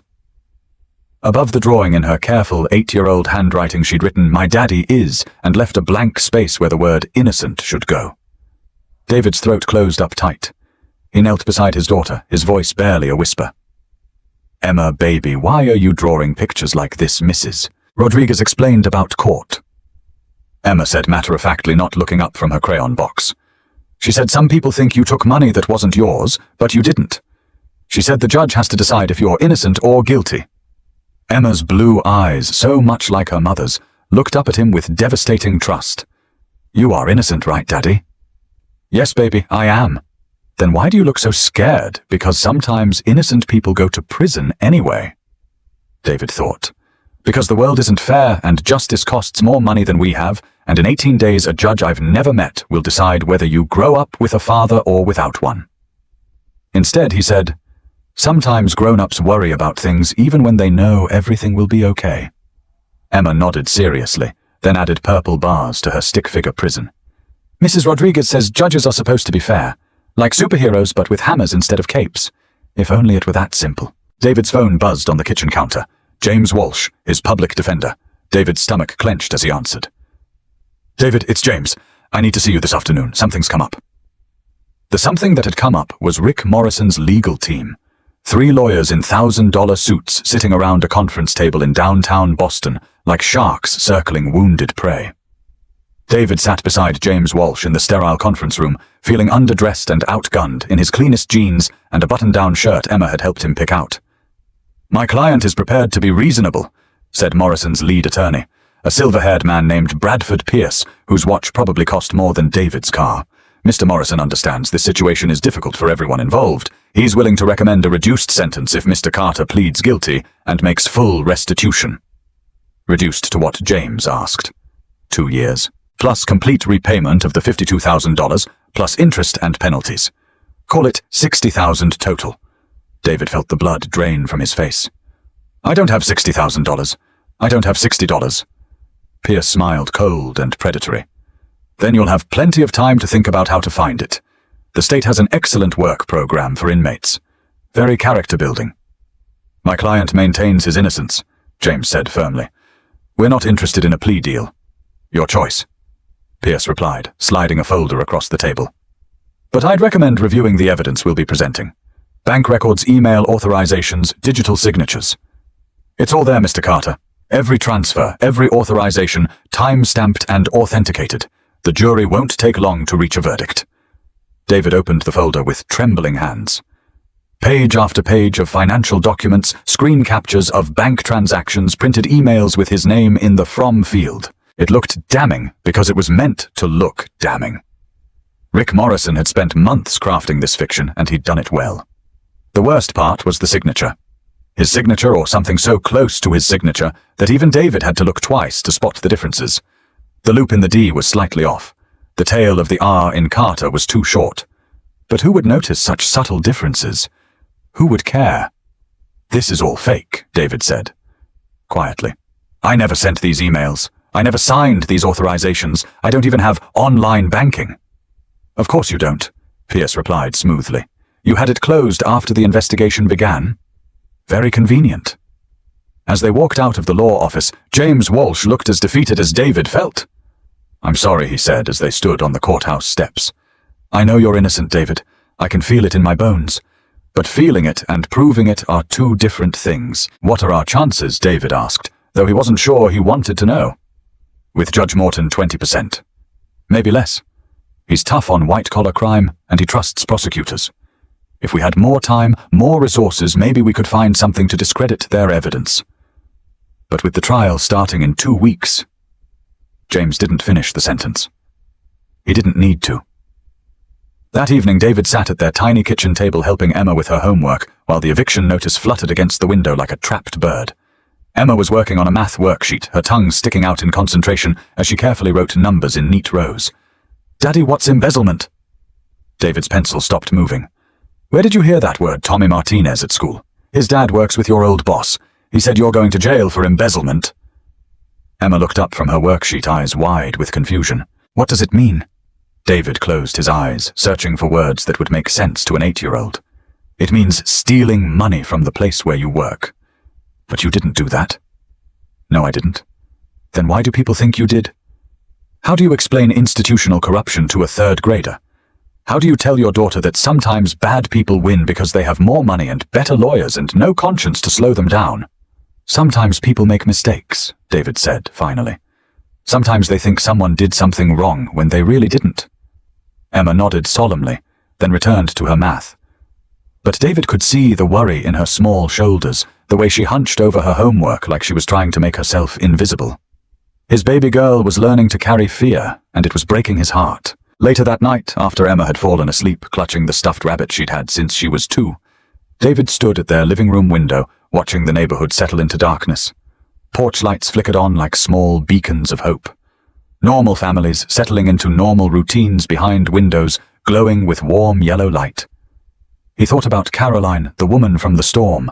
She was probably home now in some expensive house, safe and warm, completely unaware that the man who'd fixed her car was about to lose everything that mattered. David wondered what she'd think if she knew. Would she still be grateful? Or would she assume, like everyone else, that where there's smoke, there's fire? The phone rang, jolting him from his thoughts. Mrs. Rodriguez's number. David. I'm sorry to call so late, but Emma's crying. She had another nightmare about men in uniforms taking you away. She won't calm down. She needs to hear your voice. David's heart clenched. He'd been having the same nightmare. 3 blocks away in a house she could afford because she'd been careful with her prosecutor's salary, and smart with her investments. Caroline Hayes sat in her study, reviewing case files. The rain had stopped, but she could still hear it in her memory, still feel the chill of being stranded and helpless on a dark highway. She thought about the man who'd stopped to help her, David Carter. There had been something in his eyes, a depth of character that impressed her more than any of the powerful men who usually crossed her path. He'd refused her money, fixed her car with old tools and gentle competence, then disappeared into the storm like some kind of guardian angel. Caroline pulled up the court's electronic filing window on her laptop, scrolling through the docket for the coming weeks. A full calendar of cases, each one representing someone's life hanging in the balance. Drug possession, domestic violence, theft, fraud. The routine parade of human misery that filled her days and haunted her nights. Her finger paused on one entry. Commonwealth ver David Carter. Embezzlement. $52,000. Trial scheduled for 2 weeks from Monday. Caroline stared at the name on her screen, her pulse quickening. It couldn't be the same David Carter. It was a common name. There must be hundreds of David Carters in the Boston area. But something cold and sharp was forming in her stomach as she clicked on the case file. David Carter, 35 years old. Employed at Hartford Logistics. Single father of 1 daughter, Emma Carter, age 8. The defendant's address was in the same part of town where Caroline had broken down. The same area where a kind stranger had stopped in the rain to help her. Caroline's hands trembled as she scrolled through the case details. Embezzlement charges filed by Morrison Landscaping. The defendant had worked there for 4 years before the alleged theft. No prior criminal record. Character references from neighbors and co-workers. A man who'd never been in trouble before suddenly accused of stealing $52,000.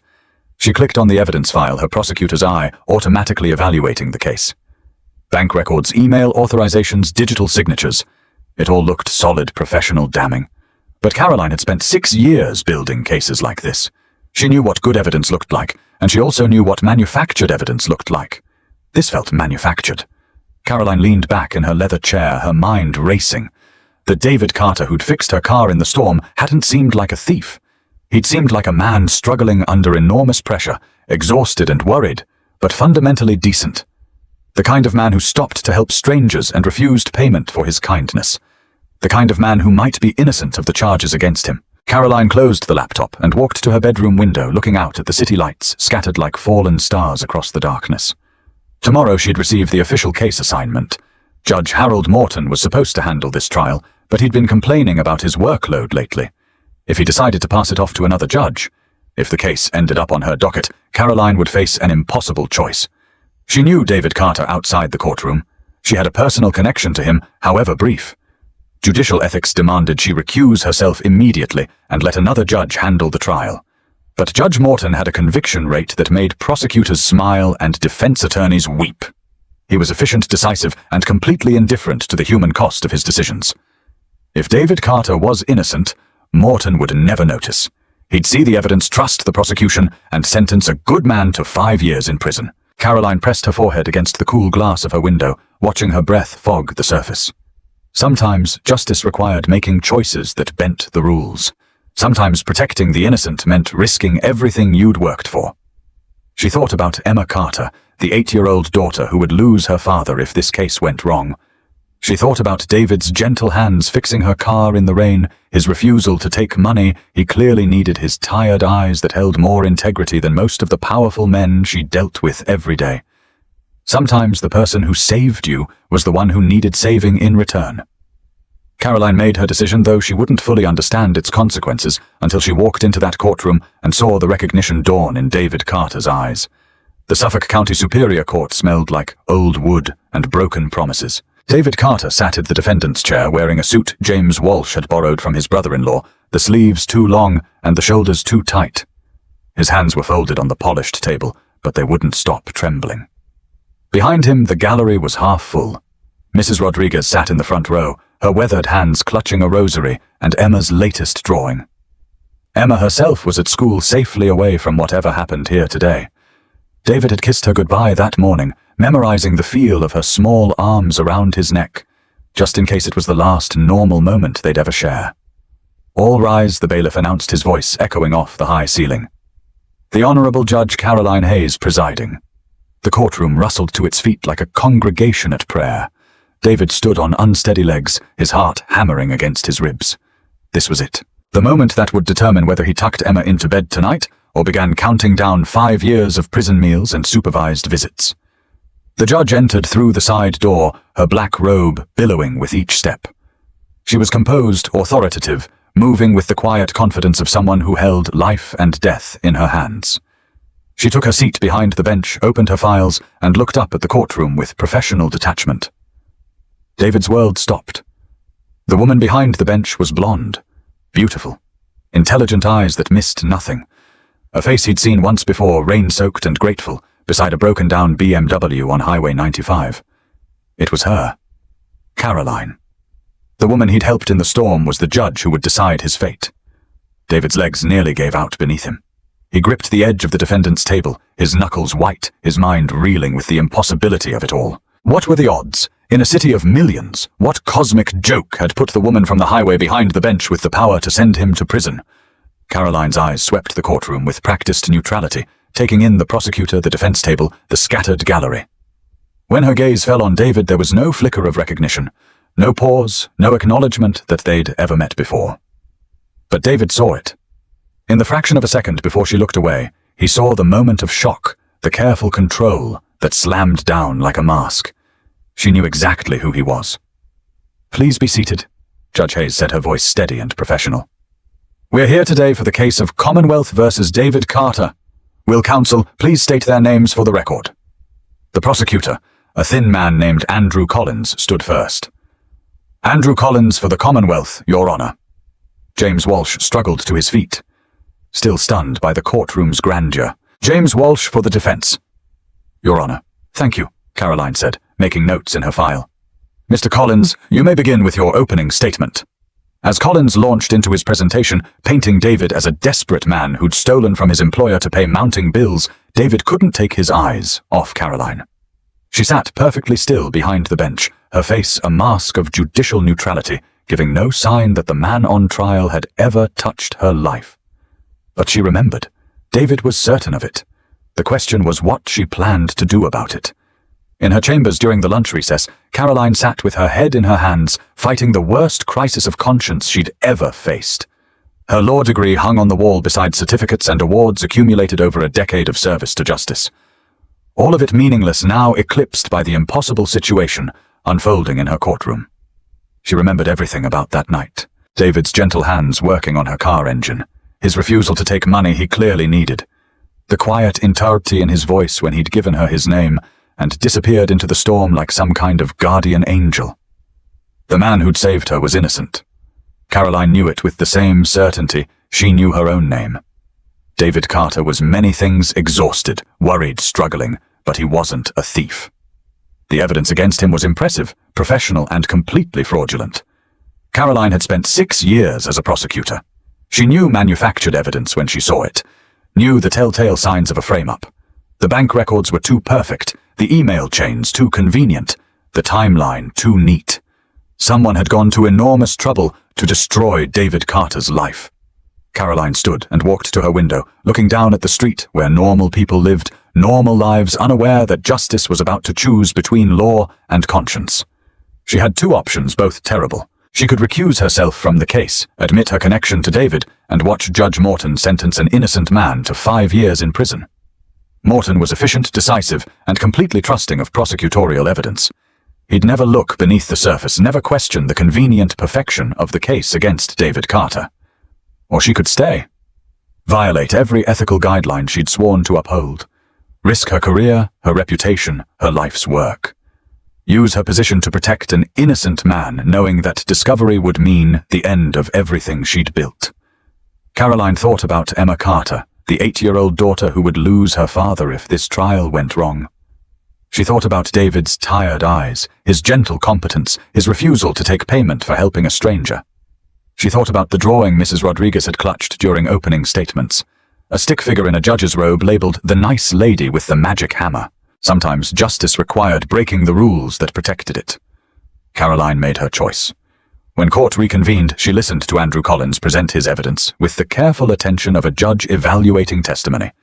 But behind her professional mask, she was cataloguing every inconsistency, every convenient coincidence, every piece of evidence that felt too clean to be real. Your Honor, Collins said, holding up a bank statement, this clearly shows the defendant's account receiving multiple transfers from Morrison Landscaping's business account. The amounts match exactly with the company's reported losses. Mr. Collins. Caroline interrupted. This appears to be a photocopy of a bank statement. Yes, Your Honor. The original is Mr. Collins. Caroline's voice carried the quiet authority of someone accustomed to being obeyed. This court does not accept photocopied financial evidence in felony cases. Where is the original document? Collins shuffled his papers, clearly surprised by the question. The original is with the bank, Your Honor. This photocopy is certified. A certified photocopy is still a photocopy. Mr. Collins. Mr. Walsh, do you have any objections to the admission of this evidence? James. Walsh stood quickly, recognizing the gift he'd been given. Strong objections, Your Honor. The defense requests that all financial evidence be authenticated through forensic examination of original documents. Caroline nodded gravely. Granted.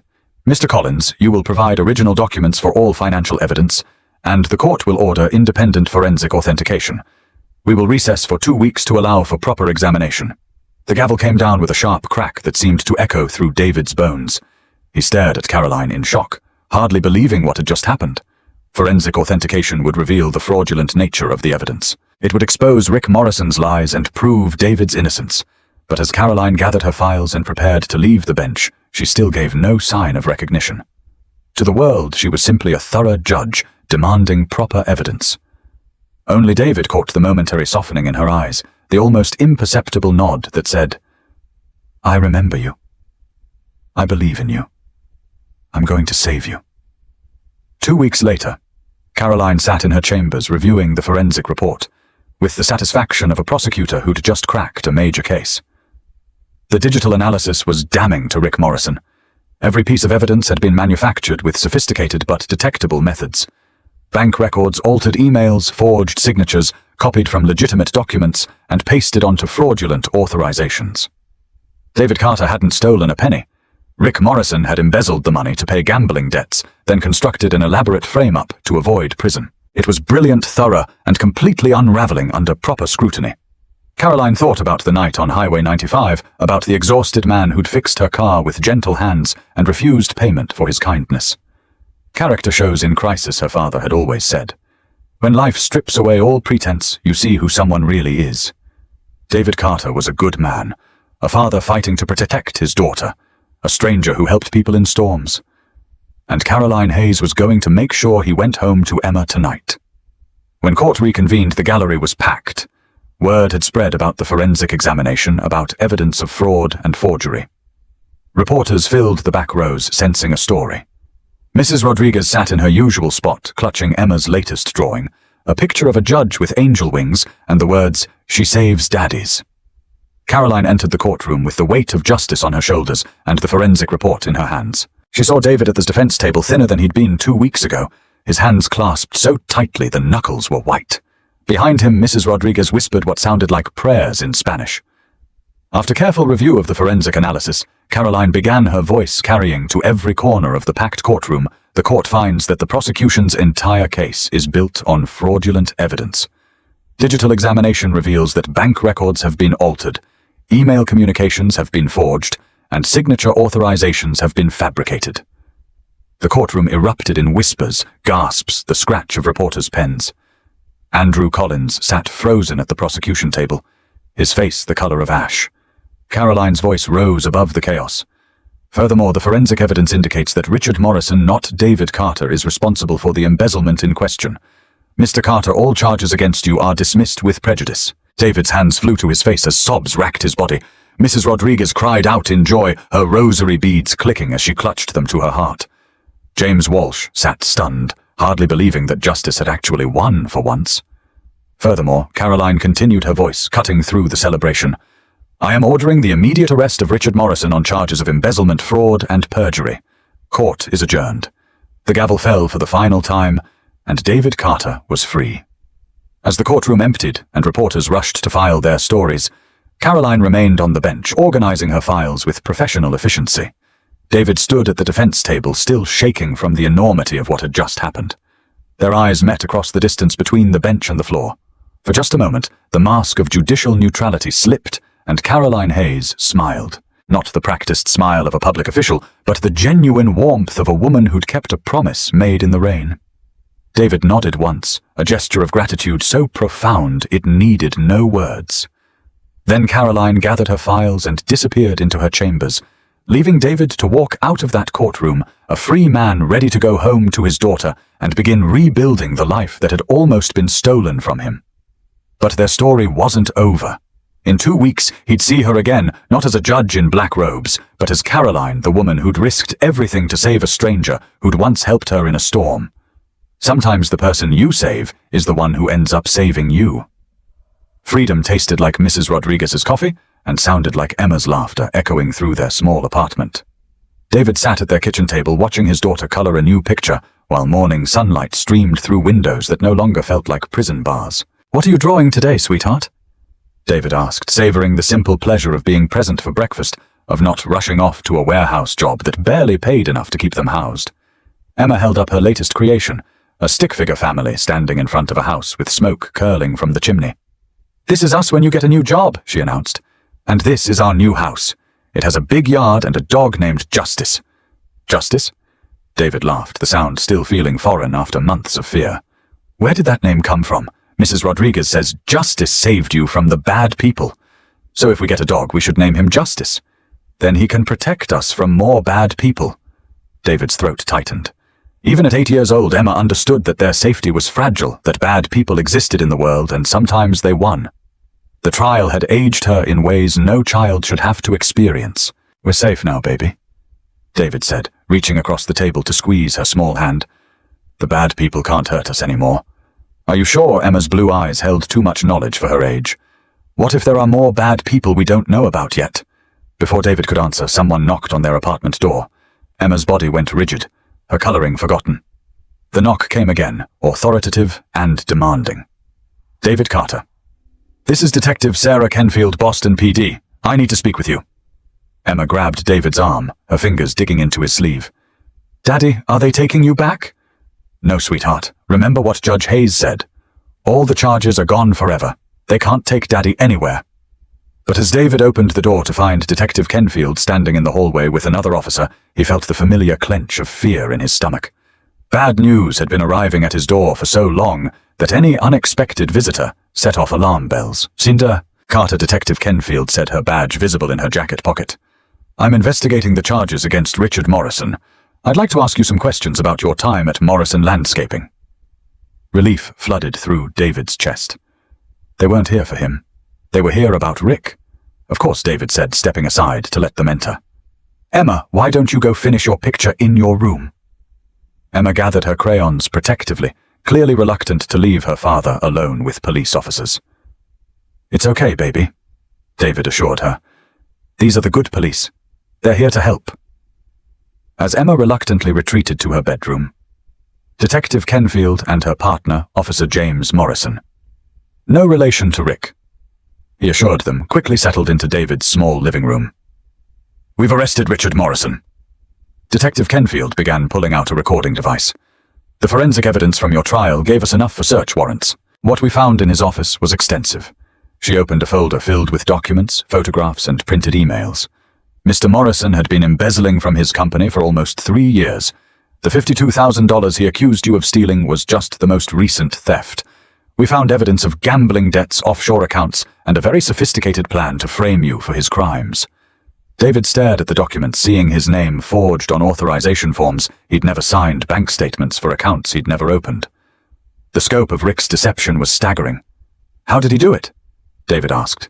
Your employment file contained copies of your signature from job applications, tax forms, insurance documents. Officer Morrison explained. He practiced duplicating your signature for months. The bank account was opened online using your personal information, social security number, mother's maiden name, date of birth. All information he had access to as your employer. Detective Kenfield leaned forward. The question is why you, Morrison, could have framed any of his employees. What made him choose you specifically? David thought back to his final weeks at Morrison Landscaping, remembering details that had seemed insignificant at the time. I caught him in the office late one night about a month before I was fired. He said he was catching up on paperwork, but he seemed nervous, kept closing windows on his computer screen when I got close. What else? He started asking personal questions. About my finances, whether Emma's medical bills were expensive, if I was struggling with money. I thought he was being sympathetic, maybe considering me for a raise. David's jaw clenched. He was building a motive, making it believable that I'd steal from him. Detective Kenfield made notes, her expression grim. We're going to need you to testify when Morrison goes to trial. Your story helps establish the pattern of manipulation. What happens to him? He's looking at 8 to 12 years. Embezzlement, fraud, perjury, obstruction of justice. The gambling debts alone were over $200,000. She closed the folder. Mr. Carter, I have to ask, do you have any connection to Judge Caroline Hayes outside of your trial? David's blood turned to ice. What do you mean Judge Hayes took some unusual steps during your trial? Demanding original documents, ordering forensic examination of evidence that most judges would have accepted. It was thorough, more thorough than typical. David's mind raced.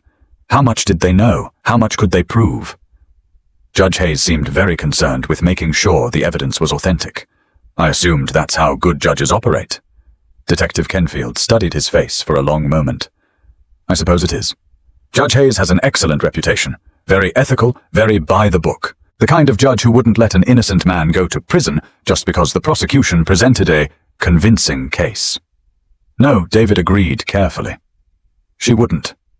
After the detectives left, David found Emma in her room, sitting on her bed, with her back pressed against the wall. She'd drawn a new picture while he was talking to the police. A dark, angry scribble in black crayon with the word "scared" written across the top. It's okay, sweetheart, David said, sitting beside her on the small bed. Remember? Those were the good police. They're arresting the man who told lies about Daddy. What if the bad man escapes? He won't. He's going to jail for a long time. Emma was quiet for a moment, thinking with the seriousness she'd developed since the trial began. Daddy, why did the mean man want to hurt you? How do you explain evil to an 8-year-old? How do you tell your daughter that some people destroy innocent lives just to save themselves? Sometimes people make very bad choices when they're scared, David said finally. The mean man stole money and knew he'd get in trouble, so he tried to blame Daddy instead. But Judge Hayes stopped him. Yes, she did. Emma smiled for the first time since the police had knocked on their door. I knew the magic hammer would work. That afternoon, David walked to Miller's Hardware 3 blocks from their apartment. Help wanted sign still hung in the window, and David needed work that would let him start rebuilding their lives. The manager, Tom Miller, was a gruff man in his 60s who'd heard about the trial. You're the Carter fellow, right? The one who got railroaded by Morrison? Yes, sir. Miller studied him for a long moment. My nephew worked for Morrison 2 years ago. Good kid, but Morrison fired him right before Christmas. Said he was stealing tools. Miller shook his head. Kid never stole so much as a candy bar in his life. Makes sense now, knowing what Morrison was really up to. David found himself employed again, stocking shelves and helping customers, at an hourly wage that wouldn't make them rich, but would keep them housed. It was honest work, dignity work, and David attacked it with the enthusiasm of a man given a second chance. 2 weeks into his new job, he was restocking battery terminals in the automotive section when he heard a familiar voice behind him. "Excuse me, do you know where I can find the battery terminal cleaners?" David turned around, and there she was, not in judicial robes this time, but in jeans and a simple sweater, her blonde hair falling loose around her shoulders. Caroline Hayes looking like any other customer except for the careful way she was watching his reaction. "Caroline." David breathed, his hands suddenly unsteady. "Hello, David," she said softly. "I was hoping we could talk." They walked to the coffee shop next door, finding a corner table away from the lunch crowd. David's hands shook as he stirred sugar into his coffee, still hardly believing she was sitting across from him. "You recognized me," Caroline said. "In the courtroom. I saw it in your eyes when I walked in. How could I not?" David's voice was rough with emotion. "Your face, your voice. But I thought maybe I was imagining it. Maybe I was so desperate for help that I was seeing things that weren't there." Caroline shook her head. "The moment I saw your name on the case file, my coffee mug fell and shattered. I knew exactly who you were, but you couldn't say anything. If I'd acknowledged knowing you, I would have had to recuse myself immediately, and your case would have gone to Judge Morton." Caroline's eyes darkened. "Harold Morton has a 96% conviction rate and very little patience with public defenders. He would have looked at the prosecution's evidence, accepted it at face value, and sentenced you to 5 years. David closed his eyes, understanding flooding through him. "So you risked everything for me." "I broke about 12 ethical guidelines," Caroline admitted. "I used my judicial authority to order forensic examination of evidence, knowing what that examination would reveal. I could lose my position, my law license, everything I've worked for." "Why?" David asked, his voice barely a whisper. "Why would you risk so much for someone you met once?" Caroline leaned forward, her eyes intense. "Because that one meeting told me everything I needed to know about your character. The man who stopped in a storm to help a stranger who used his own tools, who refused payment even though he clearly needed it. That's not someone who steals from others. That's someone with integrity." David felt tears stinging his eyes. "You saved my life. You saved Emma from losing her father. You helped me first," Caroline said softly. "You had every reason to keep driving that night. You were exhausted, worried about your trial, carrying burdens no one should have to bear alone. But you stopped. You showed me something I was afraid the world had lost. What's that pure kindness? Kindness without expectation, without calculation, without reward." Caroline reached across the table and took his hand. "That night on Highway 95, you reminded me why I became a lawyer in the first place. To protect people like you. To make sure justice means something more than wealth and power." They sat in comfortable silence for a moment, hands linked across the small table, two people who'd found each other in the storm and recognized something worth saving. "Caroline," David said finally, "I don't know how to thank you." "Don't thank me yet," she replied with a smile. "There's something else I need to tell you. Richard Morrison's arrest made the front page of the Boston Herald complete with photographs of him being led away in handcuffs and a detailed breakdown of his 3-year embezzlement scheme." David read the article while Emma ate breakfast. Her latest drawing spread beside her cereal bowl, a stick figure in handcuffs labeled "Bad Man in Jail Forever." "Is he really going to jail forever?" Emma asked, looking up from her artistic masterpiece. "A very long time," David confirmed. "Long enough for you to grow up and forget all about him." The article painted a picture of deliberate theft and sophisticated fraud. Rick Morrison had stolen nearly $300,000 over 3 years, funding a gambling addiction that had spiraled completely out of control. The frame-up of David Carter had been his last desperate attempt to avoid prison, a plan that might have worked if not for Judge Caroline Hayes' insistence on proper evidence authentication. David's phone rang, interrupting his reading. James Walsh, his former public defender, sounded exhausted but triumphant. "David, I wanted you to hear this from me first. Morrison just pled guilty to all charges. 12 years minimum full restitution to all victims. His lawyer advised him that fighting it would only make things worse. 12 years, David repeated, feeling a weight lift from his shoulders that he hadn't realized he was still carrying. There's more. The state is offering you a settlement for wrongful prosecution. Not huge, but enough to help you get back on your feet. They want to avoid a civil lawsuit." After hanging up, David sat at their kitchen table watching Emma color while sunlight streamed through windows that finally felt like home again. 12 years. Rick Morrison would be in prison until Emma was 20 years old. Justice delayed, but not denied. The settlement money would help, but more important was the vindication. Official acknowledgement that David Carter was innocent, that he'd been the victim of an elaborate crime rather than the perpetrator of one. His name was cleared, his record expunged, his reputation restored. But the best part was simpler than money or legal victories. The best part was this moment sitting at their table, watching his daughter draw pictures of happy families while morning coffee grew cold in his mug. The ordinary miracle of being present for breakfast. That afternoon, Caroline sat in her judicial chambers, reviewing the Morrison case file, with the satisfaction of someone who'd seen justice properly served. The forensic evidence had been overwhelming the guilty plea inevitable. Richard Morrison would spend the next dozen years contemplating the cost of his greed. But Caroline's satisfaction was tempered by concern. The investigation into Morrison's crimes had been thorough, and investigators always looked for patterns, connections, anomalies. They'd questioned her decisions during David's trial, her insistence on authenticating evidence that most judges would have accepted. So far, her explanations had held. She was known as a meticulous judge, someone who demanded proper procedure and authentic evidence. Her reputation for ethical behavior was unquestioned. But Caroline knew she was walking a tightrope, balancing on the edge of professional ruin. A knock on her chamber door interrupted her thoughts. "Come in." Detective Kenfield entered, carrying a thick folder.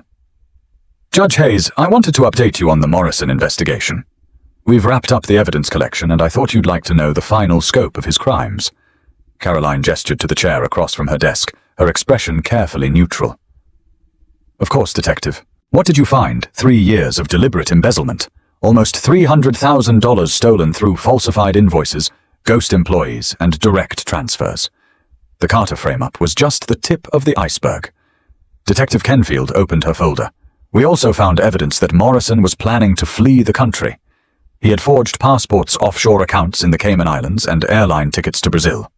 Planning to disappear and leave Mr. Carter in prison for his crimes." "Exactly. Your insistence on forensic authentication saved an innocent man and exposed a much larger criminal enterprise." Detective Kenfield studied Caroline's face. "I have to say, Judge Hayes, your handling of the Carter case was exemplary. Some judges might have accepted the prosecution's evidence at face value, especially given how professional it looked." Caroline kept her expression perfectly neutral. "Proper evidence authentication is standard procedure in felony cases, Detective. Any judge should have demanded original documents." Of course, still Mr. Carter was lucky to get such a thorough judge. After Detective Kenfield left, Caroline sat alone in her chambers, her hands trembling slightly as she reviewed the case files. She'd crossed a line no judge should cross, used her position to protect someone she knew personally, but she'd also exposed a major criminal conspiracy and prevented the wrongful conviction of an innocent man. Sometimes justice required breaking the rules that were supposed to protect it. Caroline's phone buzzed with a text message from David. "Emma wants to know if you'd like to come to dinner Sunday. She's making her famous mac and cheese." Caroline smiled, her first genuine smile in days. She typed back, "I'd be honored." "What time?" David's response came quickly. 6 p.m. Fair warning, Emma's already planning the menu and practicing her hostess skills. "You may be subjected to extensive questioning about your favorite colors and whether you prefer puppies or kittens." Caroline laughed out loud, the sound echoing off the formal walls of her judicial chambers. For months, she'd carried the weight of David's case like a stone in her chest. Now, finally, she could breathe again. Sunday dinner at David's apartment was a revelation in controlled chaos. Emma had indeed planned extensively, creating hand-drawn place cards and a construction paper centerpiece that looked suspiciously like a judge's gavel. The mac and cheese was surprisingly good, and Emma's hostess skills involved a comprehensive interview that covered Caroline's favorite everything. "What's your favorite color?" Emma asked, serving Caroline mac and cheese with the seriousness of a professional caterer. "Blue," Caroline answered. "Like the ocean." "Good choice. Mine's yellow because it's happy." "What's your favorite animal?" "I like horses." Emma paused, considering this. "Horses are okay, but what about dogs? Do you like dogs?" Caroline glanced at David, who was trying not to laugh. "I like dogs very much." "Perfect. Because we're getting a dog named Justice, and he needs to like you too." After dinner, while Emma showed Caroline her extensive art collection, David cleaned dishes in the tiny kitchen.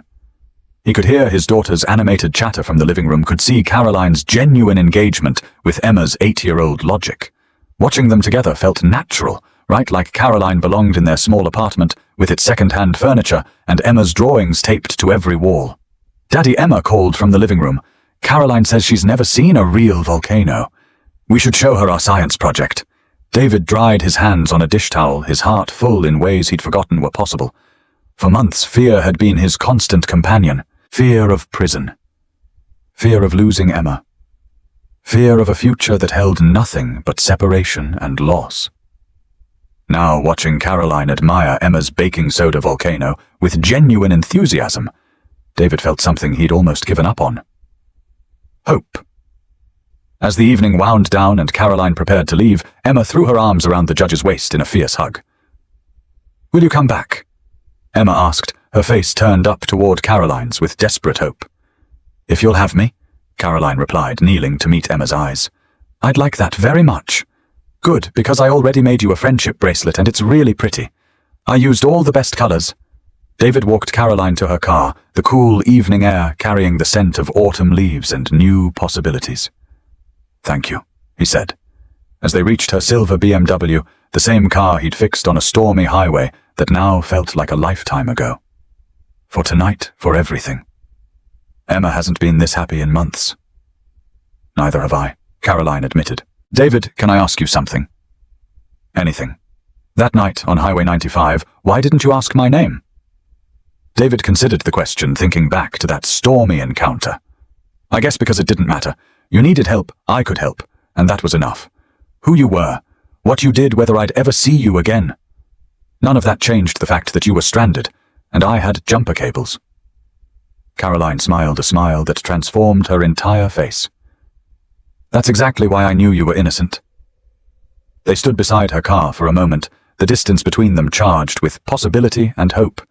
Finally, Caroline reached up and kissed him a soft kiss that tasted like second chances and answered prayers. "I'll see you soon," she said, climbing into her car. David watched her taillights disappear down the street, his heart lighter than it had been in years.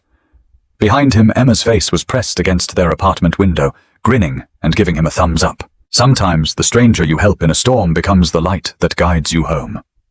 3 months after Rick Morrison's conviction, David stood in the children's section of Miller's Hardware, helping a customer choose the right screws for a treehouse project.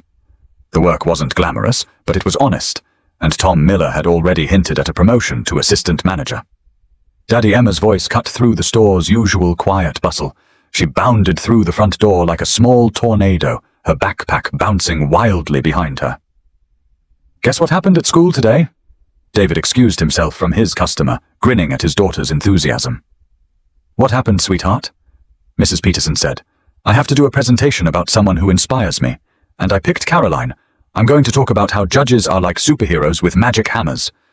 Emma's eyes shone with excitement. "Can Caroline come to my presentation?" "Please." David's heart squeezed tight. Emma had been asking about Caroline constantly since their dinner 3 weeks ago. When was she coming over again? Could they call her? Did she really like the friendship bracelet? David had been careful not to rush things, not to make promises about relationships that might not develop the way an 8-year-old hoped. "I don't know, Em. Judge Hayes is very busy with important work, but she said she liked my volcano, and she ate all her mac and cheese." Before David could respond, the bell above the store's front door chimed. Caroline walked in looking professional but approachable in dark jeans and a cream-colored sweater. Emma spotted her immediately and launched herself across the store like she'd been fired from a cannon. Caroline. Perfect timing. "I need to ask you something super important." Caroline caught Emma in a hug, laughing at the child's boundless energy. "Hello to you too, Emma. What's this important question? Will you come to my school presentation? I'm doing it about you and how you're like a superhero judge who saves innocent people with your magic hammer." Caroline's eyes met David's over Emma's head, and he saw the warmth there, the genuine affection for his daughter that made his chest tight with hope. "I'd be honored," Caroline said solemnly. "When is this presentation?" "Friday at 2 o'clock, and after we could get ice cream, because Daddy says ice cream makes everything better and presentations make me nervous, so ice cream would help." David approached, still amazed by how natural Caroline looked in their world of hardware stores and 8-year-old logic. "You don't have to." "I want to," Caroline interrupted gently. "Emma, I think your presentation sounds wonderful, and ice cream afterward sounds even better." That Friday, Caroline sat in a tiny plastic chair in Emma's third-grade classroom, her knees nearly touching her chin, listening to her daughter present. Judge Caroline Hayes, a real-life superhero.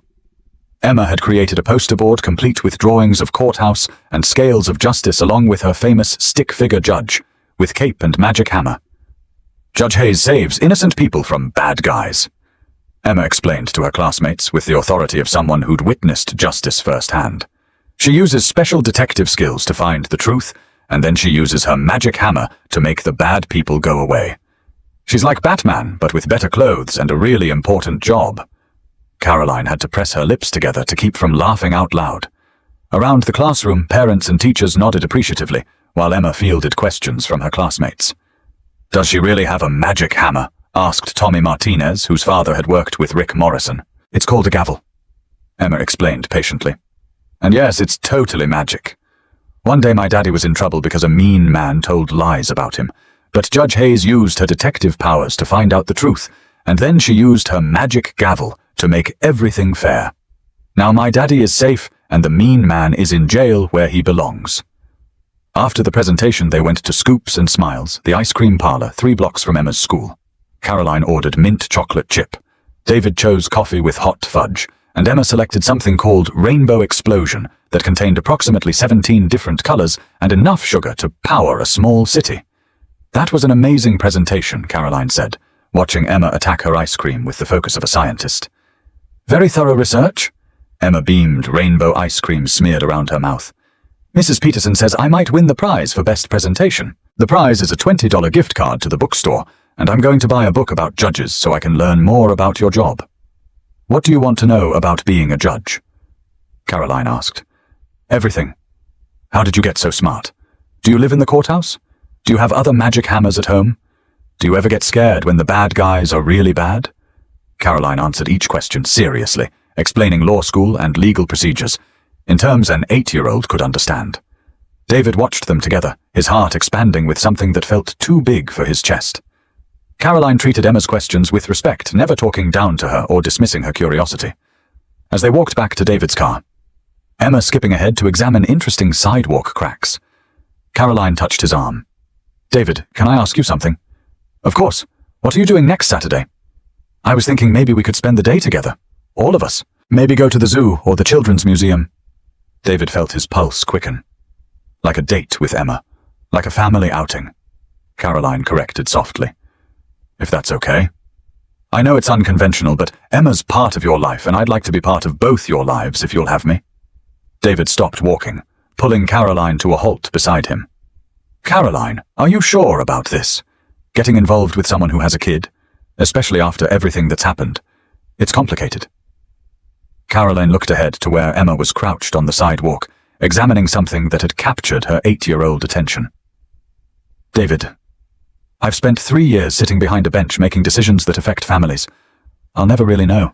Sending people to prison, taking children away from parents, watching families break apart." She turned to meet his eyes. "With you and Emma, I get to help build something instead of tearing it down. That's not complicated. That's precious." Saturday at the Franklin Park Zoo was a revelation in controlled chaos. Emma appointed herself tour guide, leading them from exhibit to exhibit with the confidence of someone who'd memorized every placard and fun fact.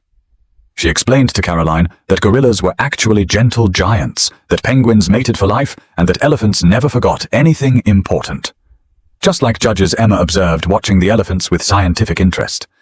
"You remember all the important stuff about cases and laws and how to catch bad guys?" Caroline and David exchanged amused glances as Emma continued her educational commentary. Watching her dart between exhibits, her face bright with joy and curiosity. David felt something settle in his chest.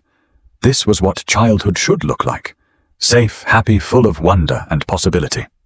During lunch at the zoo's cafe, Emma asked the question David had been dreading and hoping for in equal measure. "Caroline, do you want to be my mom?" Caroline nearly choked on her sandwich. David's face went red and he started to interrupt. "Emma, sweetheart, That's a very big question. It's okay, Caroline said gently, reaching across the table to take Emma's small hand. Emma, being a mom is a very special job. It means being there every day, helping with homework, taking care of you when you're sick, reading bedtime stories, and loving you no matter what. It's not something someone can decide quickly. Emma considered this seriously. But you already do some of those things. You help me with my presentations, and you laugh at my jokes even when they're not very funny, and you eat my mac and cheese even though Daddy makes it better. Your mac and cheese is delicious, Caroline protested. It's okay, Emma said magnanimously. You don't have to lie. But the important thing is you ate it anyway because you love me, right? Caroline's eyes filled with tears. Yes, Emma, I do love you. And you love Daddy too, right? Because he gets that happy look on his face when you're around, and he's been sad for a really long time. David reached for Caroline's other hand, his throat tight with emotion. Emma, honey. I think Emma continued with 8-year-old wisdom that maybe we could be a family. Not right away because grown-ups like to take their time with important decisions, but maybe someday, if you want to. Caroline squeezed both their hands, her voice thick with tears. I'd like that very much, Emma. Someday. 6 months later, David stood in Caroline's kitchen, attempting to cook dinner while she helped Emma with a school project about the judicial arrangement. The kitchen was part of Caroline's house, a modest 2-story colonial in a quiet neighborhood with good schools and a yard big enough for the dog Emma still insisted they needed. They'd been taking their time building their relationship slowly, carefully, with Emma's well-being as their primary concern. Dinners together twice a week, weekend outings, family game nights that usually ended with Emma winning at Monopoly through a combination of luck and strategic cuteness. Caroline had been patient with Emma's occasional tests, understanding that a child who'd lost one parent and nearly lost another would be protective of their remaining stability. She'd attended school plays, helped with science fair projects, and learned to French braid hair from YouTube videos when Emma decided Caroline needed to know mom skills. The transformation in Emma had been remarkable. The fearful, anxious child who'd drawn pictures of her father in prison had been replaced by a confident, happy 8-year-old who brought friends home from school and talked constantly about her future plans to become either a judge like Caroline or a veterinarian who specialized in zoo animals. Daddy, Emma called from the dining room table where she was working on her project. Caroline says the Constitution has 27 amendments. Is that a lot? That's quite a few, David called back, trying to flip chicken breasts without setting off the smoke alarm again. Caroline, how many laws do you have to remember to be a judge? Thousands, Caroline replied. But the most important ones are about being fair, telling the truth, and protecting people who can't protect themselves. Like how you protected Daddy from the mean man. Exactly like that. David listened to their easy conversation, his heart full in ways he'd never expected. Caroline had kept her promise to Emma about becoming a family. But more than that, she'd become the mother Emma had never had. Not trying to replace anyone, just filling an empty space with love and patience and terrible jokes that made Emma giggle until her stomach hurt. Later that evening, after Emma had fallen asleep with her latest library book, a biography of Ruth Bader Ginsburg that she insisted on reading, despite being several grade levels above her, David and Caroline sat on the front porch swing, watching stars appear in the darkening sky.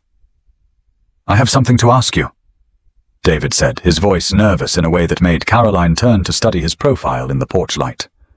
What's that? David reached into his pocket and pulled out a small velvet box. Caroline's breath caught as he opened it to reveal a simple diamond ring, elegant and perfect. Caroline Hayes, David said, sliding off the swing to kneel on the porch boards, you saved my life in more ways than I can count. You saw me when I was invisible. You believed in me when the whole world thought I was guilty. You loved my daughter like she was your own from the very first day. Tears streamed down Caroline's face as she listened to words she'd dreamed of hearing. You made us a family. David continued, his voice thick with emotion. You made us whole. Will you marry me? Will you let us be yours forever? Yes, Caroline whispered, then louder, laughing through her tears. Yes, yes, yes. David slipped the ring onto her finger, then pulled her into a kiss that tasted like promises and second chances, and home. From upstairs, Emma's sleepy voice drifted through her open bedroom window. About time I was wondering when you two were finally going to figure it out. They broke apart laughing, and David called up to the window. Go back to sleep, you little spy. Can we get the dog now, please? Married people need dogs. It's like a rule. Caroline buried her face in David's shoulder, shaking with laughter. I suppose we should discuss the dog. We can discuss anything you want, David murmured against her hair. We have the rest of our lives. 2 years later, Judge Caroline Carter, she'd taken David's name, saying it sounded more approachable than Hayes. Carter sat in her chambers reviewing case files when a knock interrupted her thoughts. David entered carrying a lunch bag and wearing the kind of smile that still made her heart skip. Delivery from Carter Construction, he announced, setting the bag on her desk. David had been promoted to foreman 6 months ago, leading a crew that was renovating the old courthouse annex. The irony wasn't lost on either of them. What did Emma pack today? Caroline asked, opening the bag to find her favorite sandwich and a note written in 10-year-old handwriting. Dear Mum, Caroline. The note read, Daddy made your sandwich, but I picked the apple because the red ones are sweeter. Justice says hi. He doesn't really talk, but he wagged his tail when I said your name, so I think that means hi. Love, Emma. P.S. Don't forget we have ice skating tonight. P.P.S. I'm going to beat you this time. Caroline smiled, thinking about their evening plans. Ice skating at the outdoor rink followed by hot chocolate and Emma's dramatic retelling of her day at school. Normal family activities that had once seemed impossible. Justice, the golden retriever puppy they'd adopted 6 months after the wedding, had indeed become an essential part of their family. He slept at the foot of Emma's bed, supervised David's construction projects from the safety of the truck, and had an unfortunate habit of stealing Caroline's judicial robes when she left them within reach. How's the renovation going? Caroline asked, unpacking her lunch. Ahead of schedule and under budget. Your husband knows what he's doing. David's grin was infectious. Speaking of which, Emma wants to know if she can bring her class for a tour of the courthouse next month. She's doing another presentation about the judicial arrangement. Let me guess. My mom, the judge, how she saves people with her magic gavel close. Why everyone should learn about laws and justice and how my family helps make the world fair. Caroline laughed, shaking her head. That child is going to be a lawyer before she's 15. Or a judge. She's already practicing her gavel technique with a toy hammer. As David prepared to leave, Caroline caught his hand. David, do you ever think about that night? The storm, the broken-down car, how everything might have been different if you'd just kept driving. David leaned down and kissed her forehead. Every day, and every day I'm grateful I stopped. Even though it almost cost me my career. Even though we broke about 12 ethical guidelines getting together, especially because of that. David's eyes grew serious. You risked everything to save me, Caroline. Your reputation, your position, everything you'd worked for. That wasn't about ethics or legal guidelines. That was about love. It was about justice, Caroline corrected softly. Same thing in the end. That evening, Caroline sat in the bleachers at Emma's hockey practice, watching her daughter skate with the fearless determination that characterized everything Emma did. David sat beside her, their hands linked, both of them, wearing the kind of smiles that came from deep contentment. Mom, Caroline. Emma had started calling her after the wedding, a title that meant more to Caroline than Your Honor ever had. Look, I can skate backward now. Caroline waved enthusiastically as Emma demonstrated her new skill with varying degrees of success. At 10, Emma was tall for her age, confident and happy with David's gentle nature and Caroline's determination to make the world more fair. She'd never known hunger or fear or uncertainty about whether her father would come home. She'd grown up in a house filled with love and laughter, where bedtime stories were a given and Sunday morning pancakes were a sacred ritual.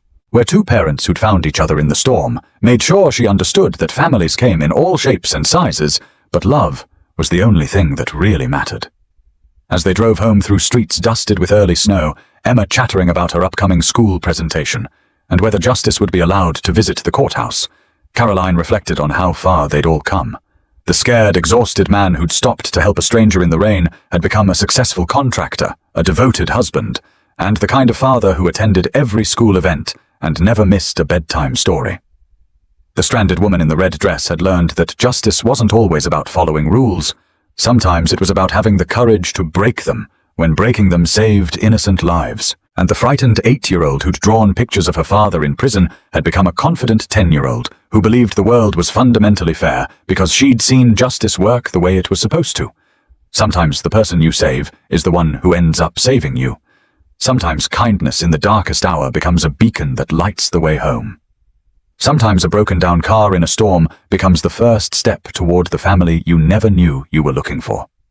And sometimes, if you're very lucky, the magic hammer is real and it works exactly the way it should, protecting the innocent and making sure love wins in the end. David Carter had stopped in the rain because it was the right thing to do. Caroline Hayes had bent the rules because justice mattered more than procedure. Emma Carter had believed in magic hammers and superhero judges because sometimes children understand the most important truths better than adults. Together they'd learned that family isn't always about blood or law or conventional wisdom.